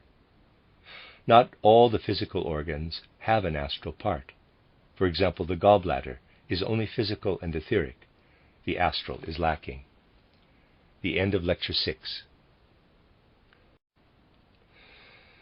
You are listening to RudolfSteinerAudio.com. If you are listening to the podcast of this, it is located at RudolfSteiner.podbean.com. Please consider becoming a patron. As well, there are 2 publishing houses, SteinerBooks.org in America and RudolfSteinerPress.com in England, which are the sole publishers of Steiner into English and have given me permission to do these recordings. Please consider patronizing them as well.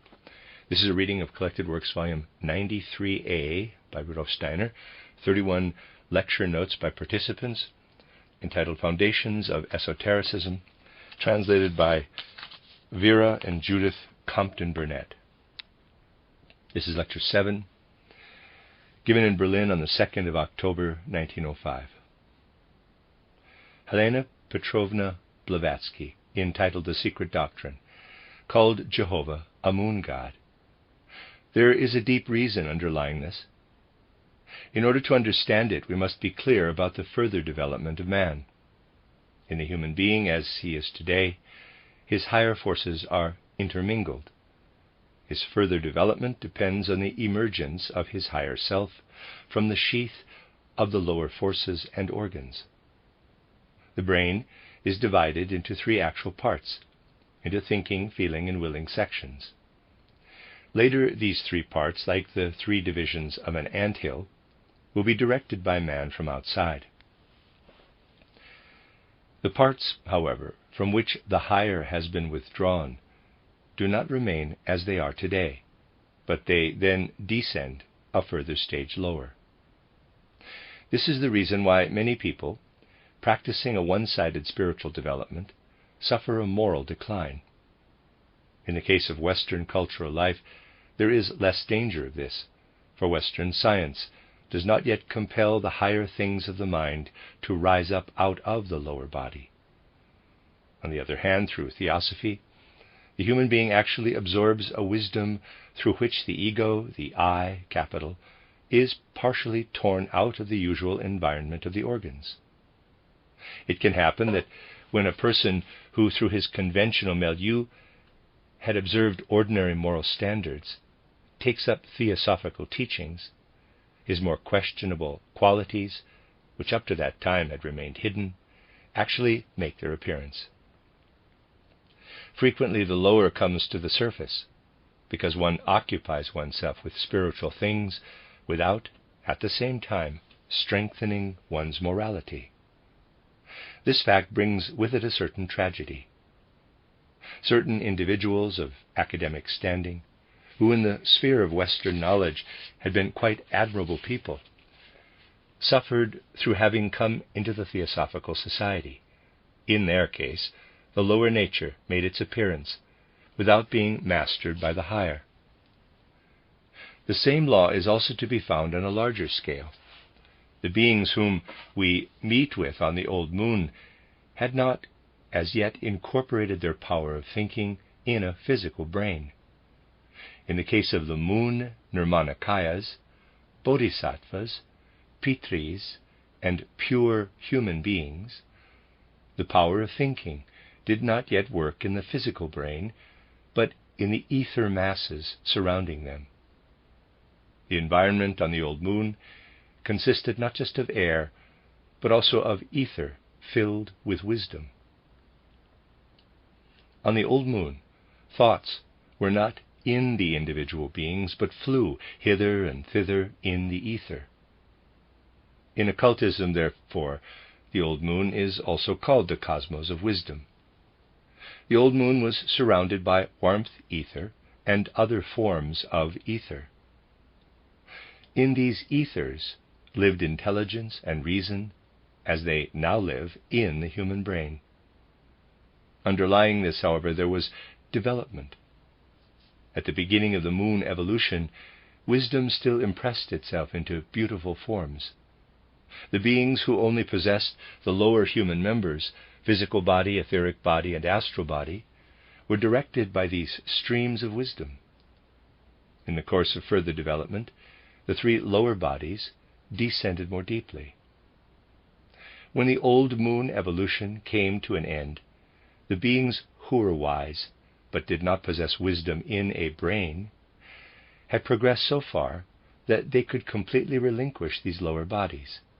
These beings, who had now become Pitris, and who no longer needed to enter into such physical, etheric, and astral bodies, made up the hosts of the Elohim in different stages. The lowest rank of these Elohim is the Jehovah stage. Jehovah, therefore, is an actual moon divinity, who on the old moon passed through physical development. Nevertheless, on the moon, he was never able to work on the physical surroundings, using a brain as the vehicle of thought. Only his physical, etheric, and astral bodies had worked on the physical environment. He did this through pictures, however. Thinking hovered above. The name Jehovah does not designate a single being, but a rank in the order of the hierarchies. Many beings can take on the Jehovah rank, or assume it for a purpose. Eliphas Levi repeatedly emphasized that with the designations Jehovah, Archangeloi, Angeloi, we have to do with ordered ranks of beings. The first human beings to receive teaching on the earth received it in pictures from Jehovah. That is why Genesis is a sum of great pictures, pictures which Jehovah had experienced on Old Moon. On Old Moon, while, on the one hand, only the lower being of man was developed in physical, etheric, and astral bodies, on the other hand, the higher Trinity was being cherished and fostered. These principles had reached a certain degree of maturity after having been implanted. Atma on old Saturn, Buddhi on old Sun, Manas on old Moon. They could then develop further on the earth. What came over to the earth from the old moon as physical, etheric, and astral bodies are the grotesque animals in which Atma, Buddhi, and Manas gradually incorporated themselves. The moon Pitris had left aside the lower parts, but to make up for this, they had cherished and fostered Atma, Buddhi, and Manas in an objective way. Through their fostering care, they brought it about that a thinker could develop on the earth. If one looks at the external creatures on Old Moon, these are the sheaths which surrounded man, not man himself. The sheaths could be made use of because what had to leave them had departed. Bracket, there is a gap in the text, close bracket. Now the remaining material could be condensed to form the brain. In a germinal condition, the matter for the brain was there, but could only condense after the pitris had left. What took place in the pre-Lemurian age is a preparation. The human body is so worked upon that Atma, Buddhi, and Manas can sink into it. These principles envelop themselves with Kama substance. Let us now imagine a jelly-like being, which had freed itself from what had come over from Old Moon. This provides a physical foundation. In addition to this, there are Atma, Buddhi, and Manas, and an astral body, which these principles organize around themselves. They work on the jelly-like masses from outside until they are able to take possession of them from within. Finally, the spiritual penetrates the physical. Now, two kinds of beings have amalgamated. The moment the brain is formed, they interpenetrate one another. Through this, birth and death entered into earth evolution. Previously, human beings had themselves built up the physical body. In the future, this will be so again. But because two beings are united, who are only partially suited to one another, we have birth and death. And every period of time between birth and death is a continual attempt to make these two beings fit together better, a swinging to and fro of the pendulum, until eventually a rhythmical condition is brought about. Up to the middle of the sixth root race, epoch, this will continue, until this rhythmical condition is attained and the one being has become completely adapted to the other. And karma is nothing else than the measure of balance which the human being has already brought about. In each single incarnation, one attains a certain degree of adaptation. After each incarnation, man must ascend again to Devakan in order to survey what has still to be done. Only when the balance is achieved is karma overcome, and the human being can take up something new, the true wisdom, buddhi, which until that time must be fostered and cherished. Future evolution must be prepared for. What man already produces from himself as preparation for the future human being is the word, speech. What man speaks remains in the Akashic record. It is the germinal beginning for the future human being. Speech is one half of the former means of reproduction. Through speech, man propagates himself spiritually. The breaking of the male voice is connected with this. One half of what is sexual has been carried over into speech. The voice is the future organ of reproduction. In ancient Hebrew, the same word was used for sex and speech. Today, man thinks, and the thought passes outward through the larynx. The next stage will be that feeling, warmth, passes outward. Then the word will be the expression of the inner warmth of the body. This can happen when the pituitary gland, hypophysis, develops in the brain. The stage following this appears when the pineal gland, epiphysis, is developed. Then not only the warmth-imbued word will go forth, but the word will remain, will be given form through the will, which then lives within it. Then when one utters the word, it becomes an actual being.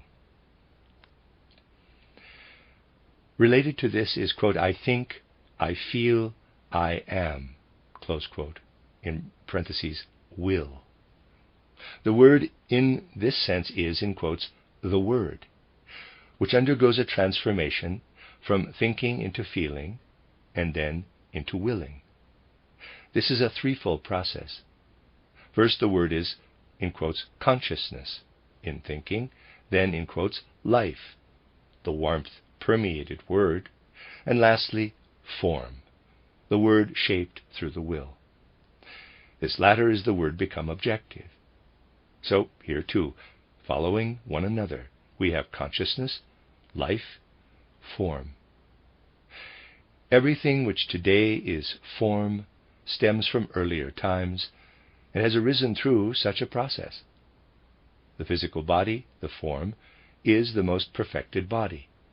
Less developed are the etheric body, life, and the astral body, consciousness. The end of Lecture 7. You are listening to RudolfSteinerAudio.com. If you are listening to the podcast of this, as well it is at RudolfSteiner.podbean.com. Please consider becoming a patron. As well, there are two publishing houses, SteinerBooks.org in America and RudolfSteinerPress.com in England, which are the sole publishers of Steiner into English and have given me permission to do these recordings. Please consider patronizing them as well. This is a reading of Collected Works, Volume 93a by Rudolf Steiner, 31 lecture notes by participants, entitled Foundations of Esotericism, translated by Vera and Judith Compton Burnett. This is Lecture 8, given in Berlin on the 3rd of October, 1905.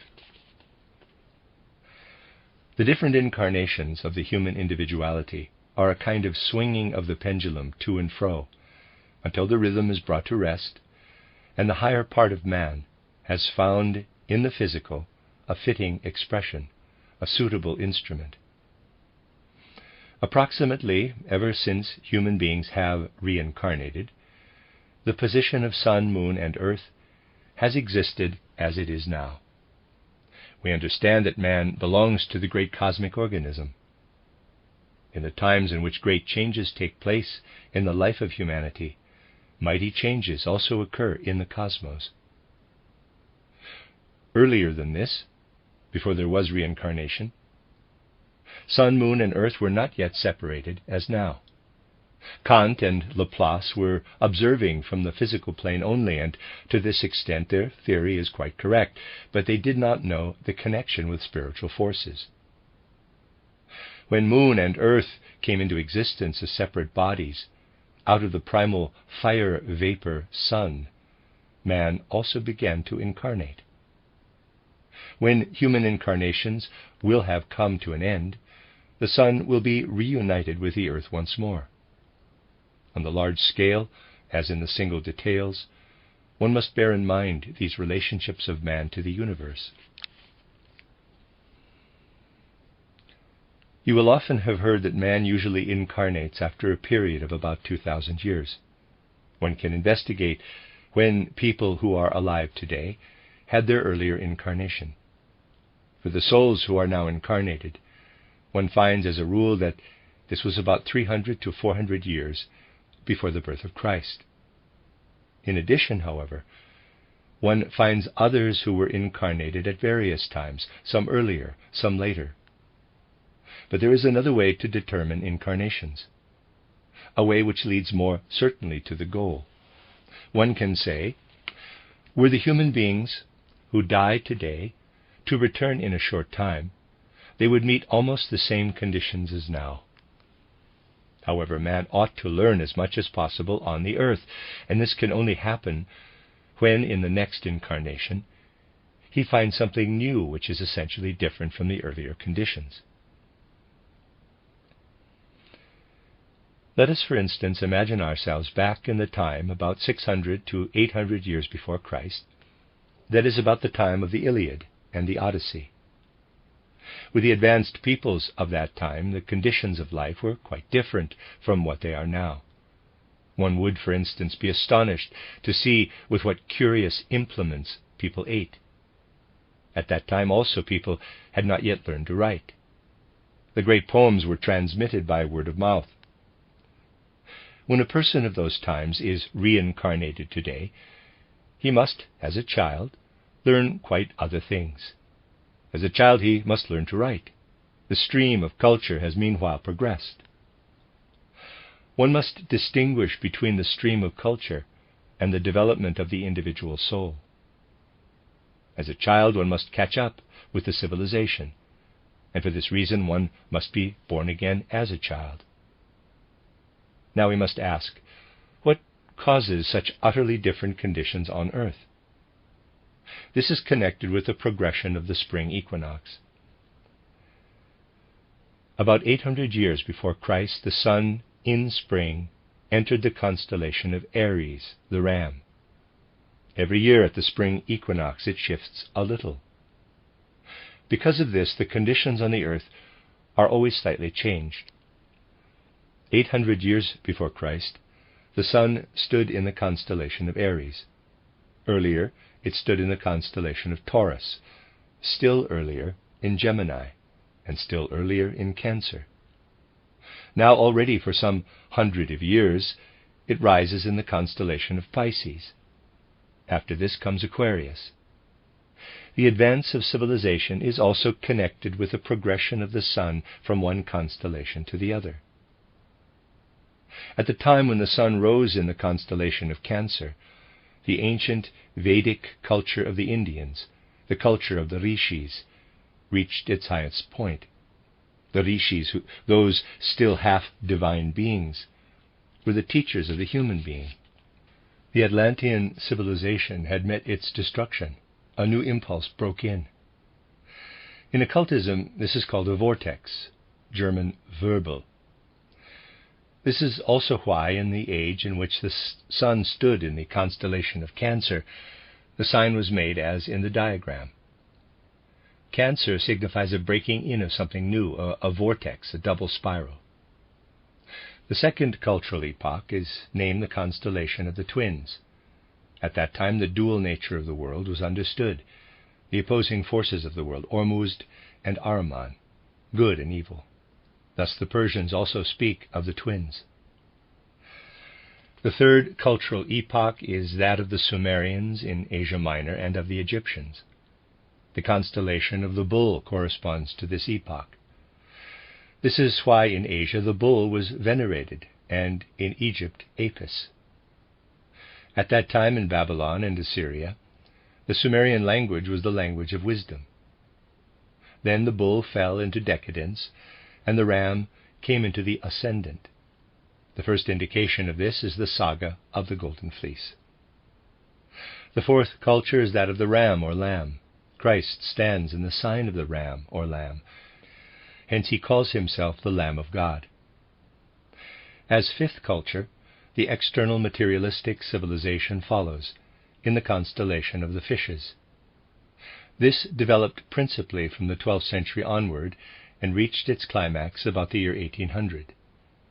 This is the culture of the fifth subrace, the present time. In the constellation of the Waterman in the future, the new Christianity will be proclaimed. In quotes, Waterman is also the one who will bring it, he who has already been here, namely John the Baptist. Later, he will again be the forerunner of Christ, when the sixth, the spiritual subrace, will be founded. The Theosophical movement should be the preparation for that time. In the New Testament, the expression, quote, on the mountain, close quote, is used on various occasions. On the mountain means in the mystery, in the innermost, in the intimate. Even the Sermon on the Mount is not to be understood as a sermon for the people, but as an intimate teaching for the disciples.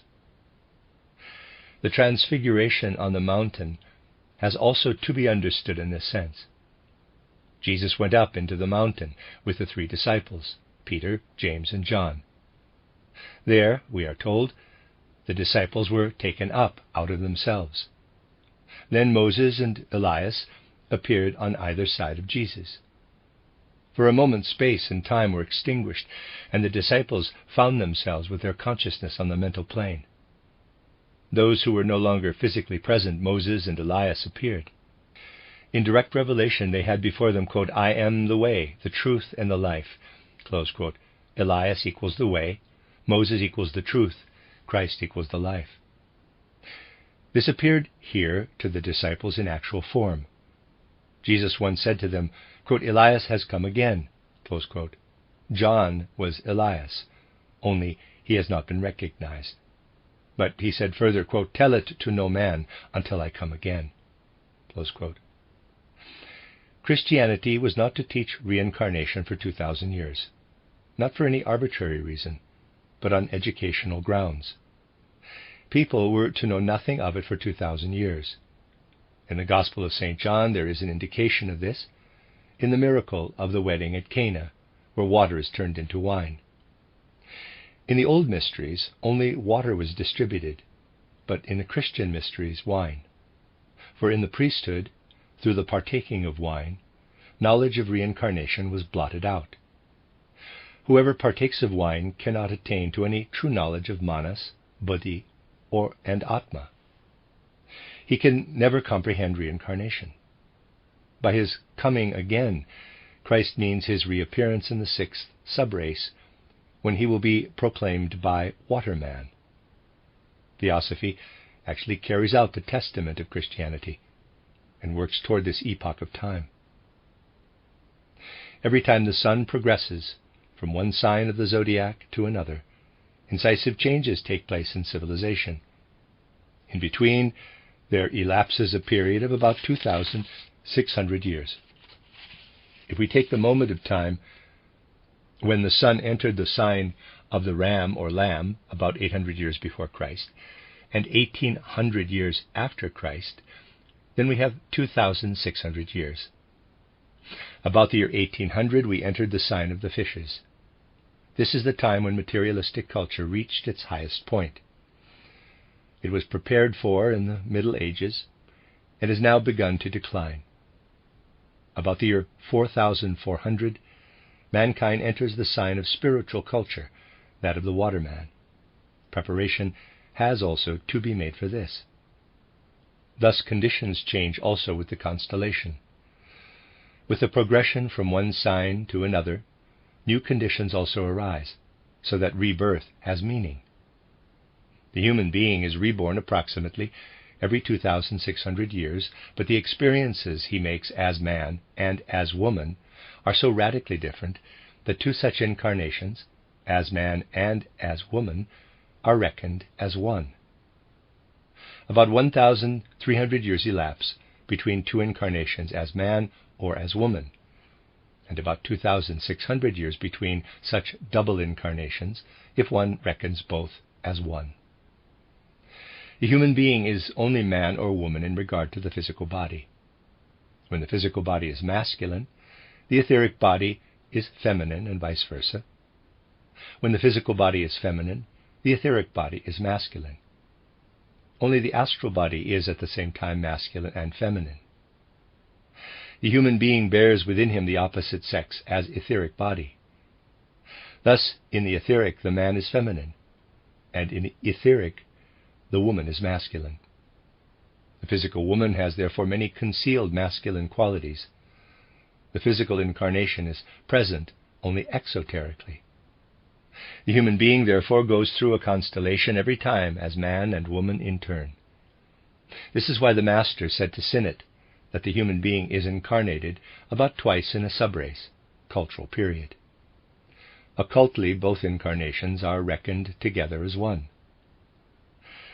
There must come a time in which the woman will actually move toward the culture dominated by the man. The present woman's movement is to be recognized as the preparation for another, later, and quite different woman's movement. In the future, sex differentiation will be totally overcome. There was a special reason why, for about 2,000 years, the teaching of reincarnation was completely suppressed. The human being was to learn to know and value the importance of the one life. Every slave in ancient Egypt was still convinced of the fact that he would return, that one day he would be master instead of slave, but that he had to pay his karmic debts. The single life was, therefore, not so important to him. But the lesson people then had to learn was to gain firm ground under their feet. Thus, during one life, reincarnation was to remain unknown. Christ, therefore, expressly forbade any teaching about reincarnation. But from about 800 years before Christ until about 1,800 years after Christ, the time had elapsed, during which nearly everyone had gone through the one life without experiencing anything of reincarnation. The great masters have the task not always to impart the whole truth at any one time, but only that part needed by man. This withholding of the consciousness of reincarnation came to poetic expression in this epoch in Dante's Divine Comedy. In monastic esotericism, on the other hand, reincarnation was definitely taught when the occasion arose. The Trappists had to remain silent throughout one incarnation, so that in the next they might become eloquent speakers. They were intentionally trained in this way to become eloquent speakers, for of these the Church can make good use. When St. Augustine put forward the doctrine of predestination, he was entirely consistent. Because in the age of materialism, reincarnation was not to be taught, the Augustinian doctrine of predestination had to make its appearance. Only in this way could the differences in people's circumstances be explained. Connected with this is the deeply materialistic character of traditional Christianity, which lies in the fact that the beyond is made dependent on one physical existence. This materialistic teaching of Christianity has, so to say, borne its fruit. Today there is no longer any consciousness of the beyond. Social democracy is the ultimate consequence of traditional Christianity. But now a new impulse must come into the world. When one epoch comes to an end, something new breaks in. Christianity worked toward the gradual dawning of the materialistic age. In order to bring about materialistic civilization, human beings, for a period of 1,300 years, had to have such a teaching as was brought by Christianity, namely, that man should make the whole of eternity dependent upon one earthly life. Urban bourgeoisie then became the actual founder of the age of materialism. Already at the time of Christ, the spiritual had to be betrayed by the purely material. Judas Iscariot had to betray Christ. One can, however, say, had there been no Judas, there would also have been no Christianity. Judas is the first to attach prime importance to money, that is to say, to materialism. In Judas was incarnated the entire materialistic age. This materialistic age has obscured and darkened the spiritual. Through his death, Christ becomes the Redeemer of materialism. The end of Lecture 8. You are listening to RudolfSteinerAudio.com. As well, you can hear these podcasts at RudolfSteiner.podbean.com. Please consider becoming a patron.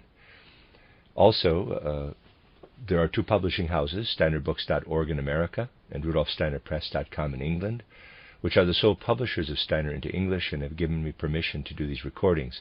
Please consider patronizing them as well. This is a reading of Collected Works, Volume 93a by Rudolf Steiner, 31 lecture notes by participants of a book entitled Foundations of Esotericism. This is Lecture 9, given in Berlin on the 4th of October, 1905. We will try to understand the physical body somewhat more exactly. At the present time, we distinguish within the constitution of man 4 members: physical body, etheric body, astral body, and ego, or I, capital. In studying the physical body, we must now enter into greater detail. Man was already something when he came into the old Saturn existence from a far distant past. The physical body is the oldest and most developed member, at present, possessed by man. It is fourfold, which is not the case with the other bodies. On old Saturn, the groundwork was already laid as a germ. The etheric body was first added on the old Sun. There the physical body evolved a stage further. The astral body was added on the old Moon, and the physical body underwent a still further stage of development. On the Earth, the ego, the I, was then added, and the physical body went through a 4th stage. So we may say that the physical body is, as it were, in the 4th grade, while the etheric body is in the 3rd, the astral body in the 2nd, and the ego in the 1st. This is why it is only the physical body as such that has self-awareness, not the other 3 bodies. In the moment when man closes his physical sense organs in sleep, awareness of self ceases. When he opens them to what is outside, self-awareness returns.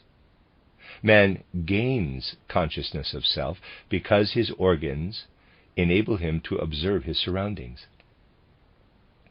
Only the physical body is so far advanced that it is able to open its organs to what is outside. If the etheric and astral bodies were able, with their organs, to observe their surroundings, man would attain self-awareness in them also. But for this, organs are necessary. The physical body has self-awareness only through its organs. These organs of the physical body are the senses. Let us consider the senses in their successive stages. There are, in fact, 12 senses. Of these, 5 are already physical, and 2 others will become physical during the further development of the earth. The 5 senses which we already have are smell, taste, sight, touch, and hearing.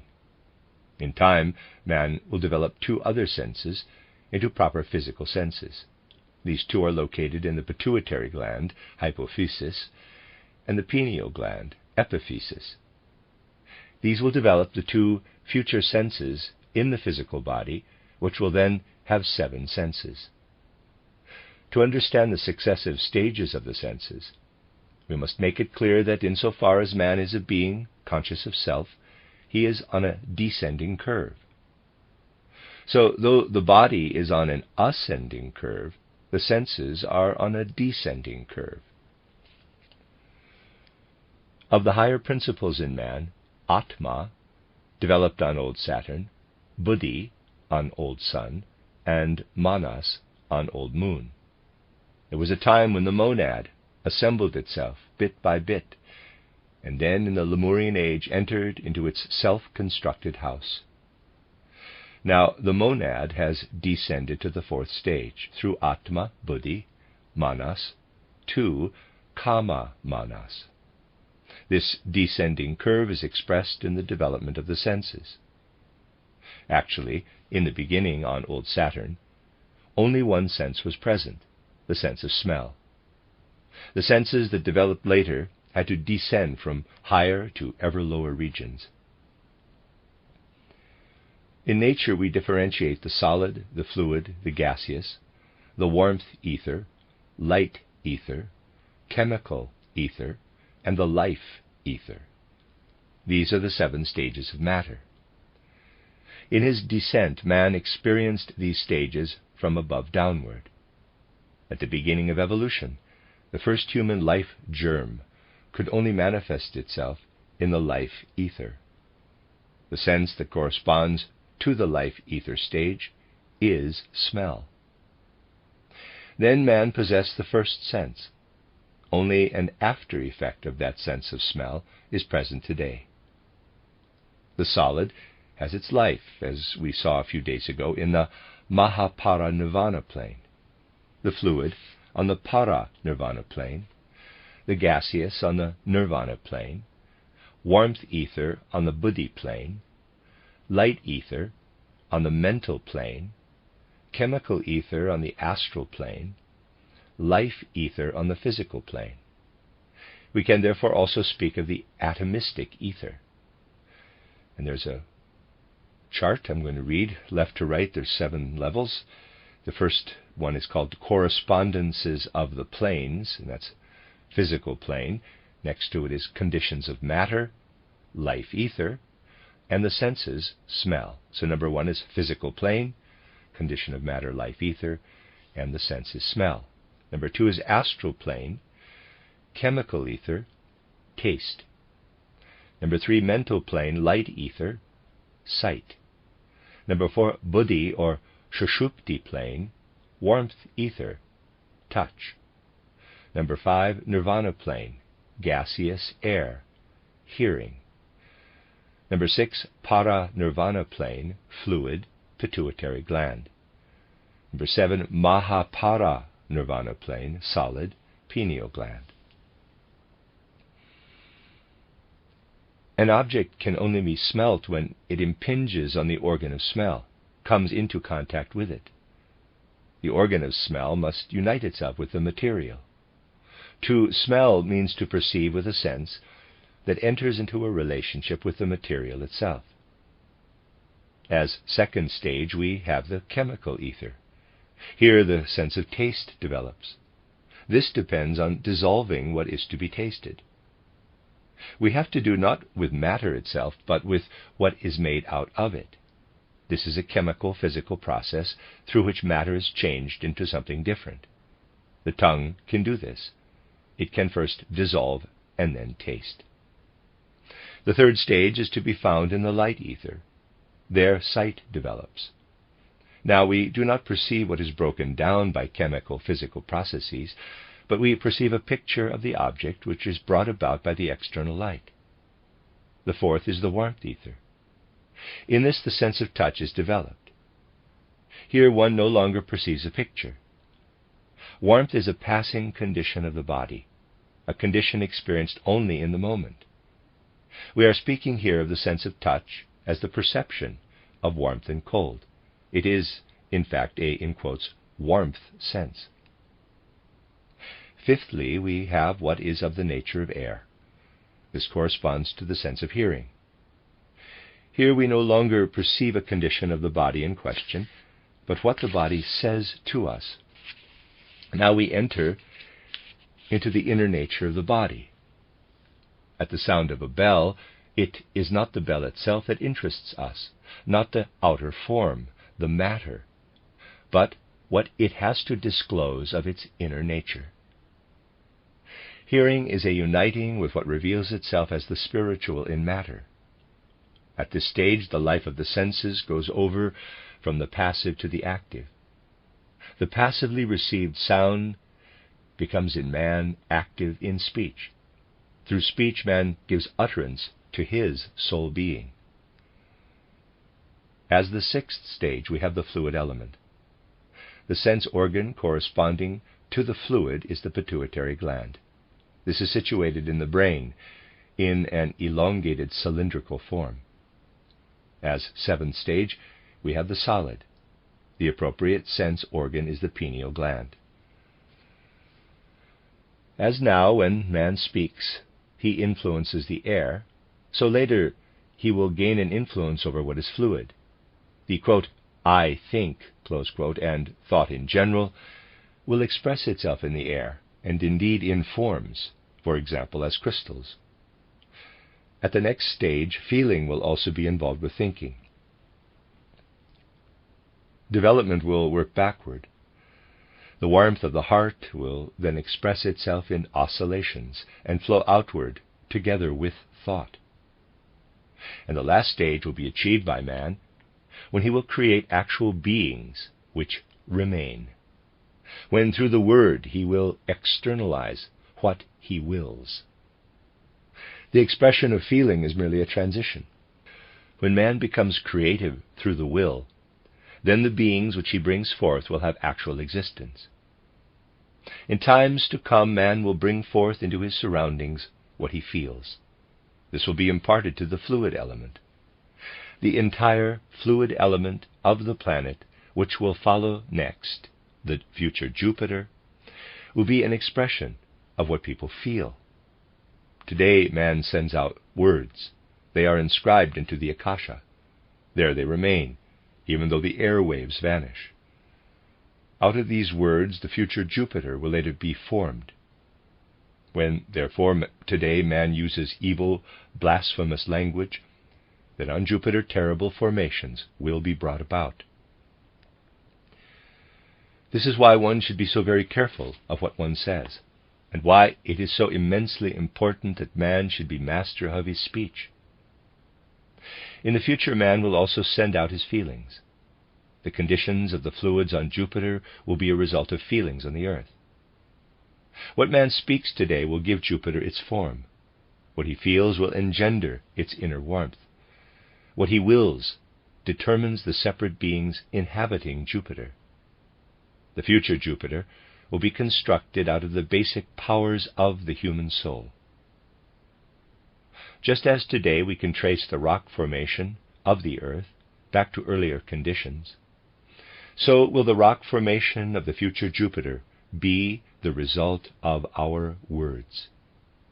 The ocean of Jupiter, the warmth of Jupiter, will arise out of the feelings of present-day humanity. The beings of Jupiter will arise out of human will. Thus the inhabitants of a previous planet create the basic conditions for its successor.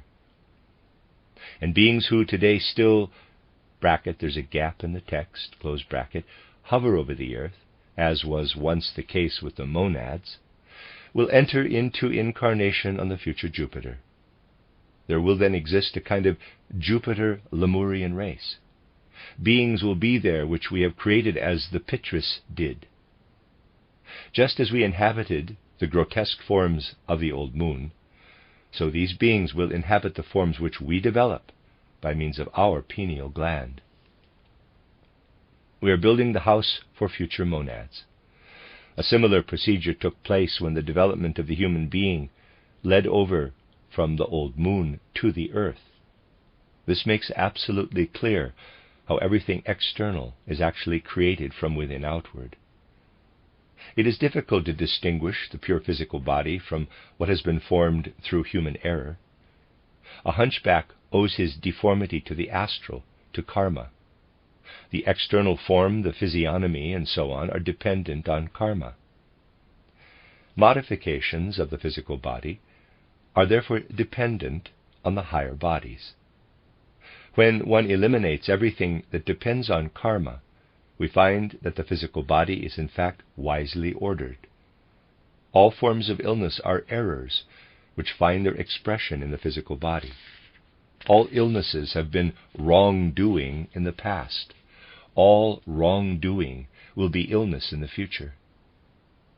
When human beings become truly worthy, the bodies of the beings they create will be equally imbued with wisdom. All wisdom, feeling, and will in the next evolution will actually be present as form and being. The physical body is called a temple in all ancient religions because its structure is so filled with wisdom. It is not correct to speak of the physical body as the lower nature, for what is lower in man does in fact lie in the higher bodies, which today are still in infancy. Here we can consider an important karmic connection. We live in a materialistic age, and this is the result of a preceding age. This materialistic age has accomplished much, not only outwardly but also inwardly. We may think, for instance, of the decrease in mortality through hygienic measures. This is actually a step forward, brought about by hygienic means. Such external progress is always a karmic result of progress which earlier has been made inwardly. These steps forward in the physical are the result of inner steps forward in the Middle Ages. Today, therefore, it would be quite wrong to look back on the, in quotes, dark Middle Ages. Our most significant materialists have been educated idealistically. For instance, Haeckel, Büchner, Molschat. This is why their systems are thought out so admirably. But this they owe to their idealistic education. Present-day materialism is actually the outer expression of the preceding idealistic period. Now, 2. We must work in preparation for the future. Just as the karmic result of the earlier idealistic period made its appearance in materialism, so again, a new beginning must be made in regard to idealism and spiritual impulses. It was in accordance with this law that the leading personalities acted when they called the Theosophical movement into life. The 14th century was the time of the creation of towns. Within a few hundred years, independent towns had developed in all civilized European countries. The burgher is the founder of materialism in practical life. This comes to expression in the Lohengrin myth. Lohengrin, the emissary of the Grail Lodge, was the wise leader who took hold in the Middle Ages and prepared the way for the establishment of towns. The swan was his symbol. The initiate of the 3rd grade is the swan. Consciousness is always represented as something feminine. Elsa of Brabant, represents the consciousness of the materialistic civic sense. The spiritual life had, however, to be saved. This happened through the fact that Christian Rosenkreuz founded the Rosicrucian order. Spiritual life remained in the mystery schools. Today, materialism has been driven to uttermost extremes.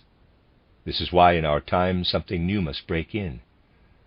At that time, the same movement took hold which today, through theosophy, makes popular the elementary teachings of spiritual life, in order to create, once again, a new inner impulse that will later be able to reveal itself outwardly. The inner always comes later to outer expression.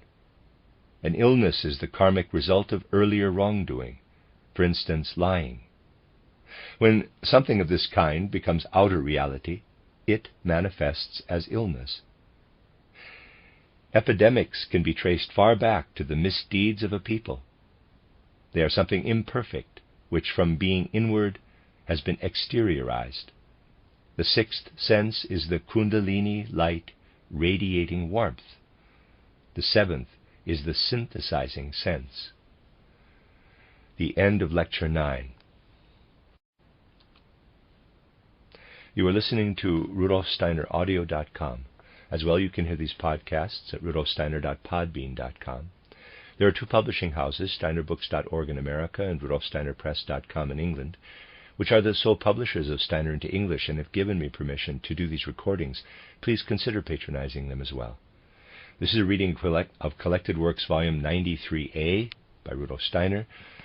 The lecture notes of participants of 31 lectures entitled Foundations of Esotericism, translated by Vera and Judith Compton Burnett.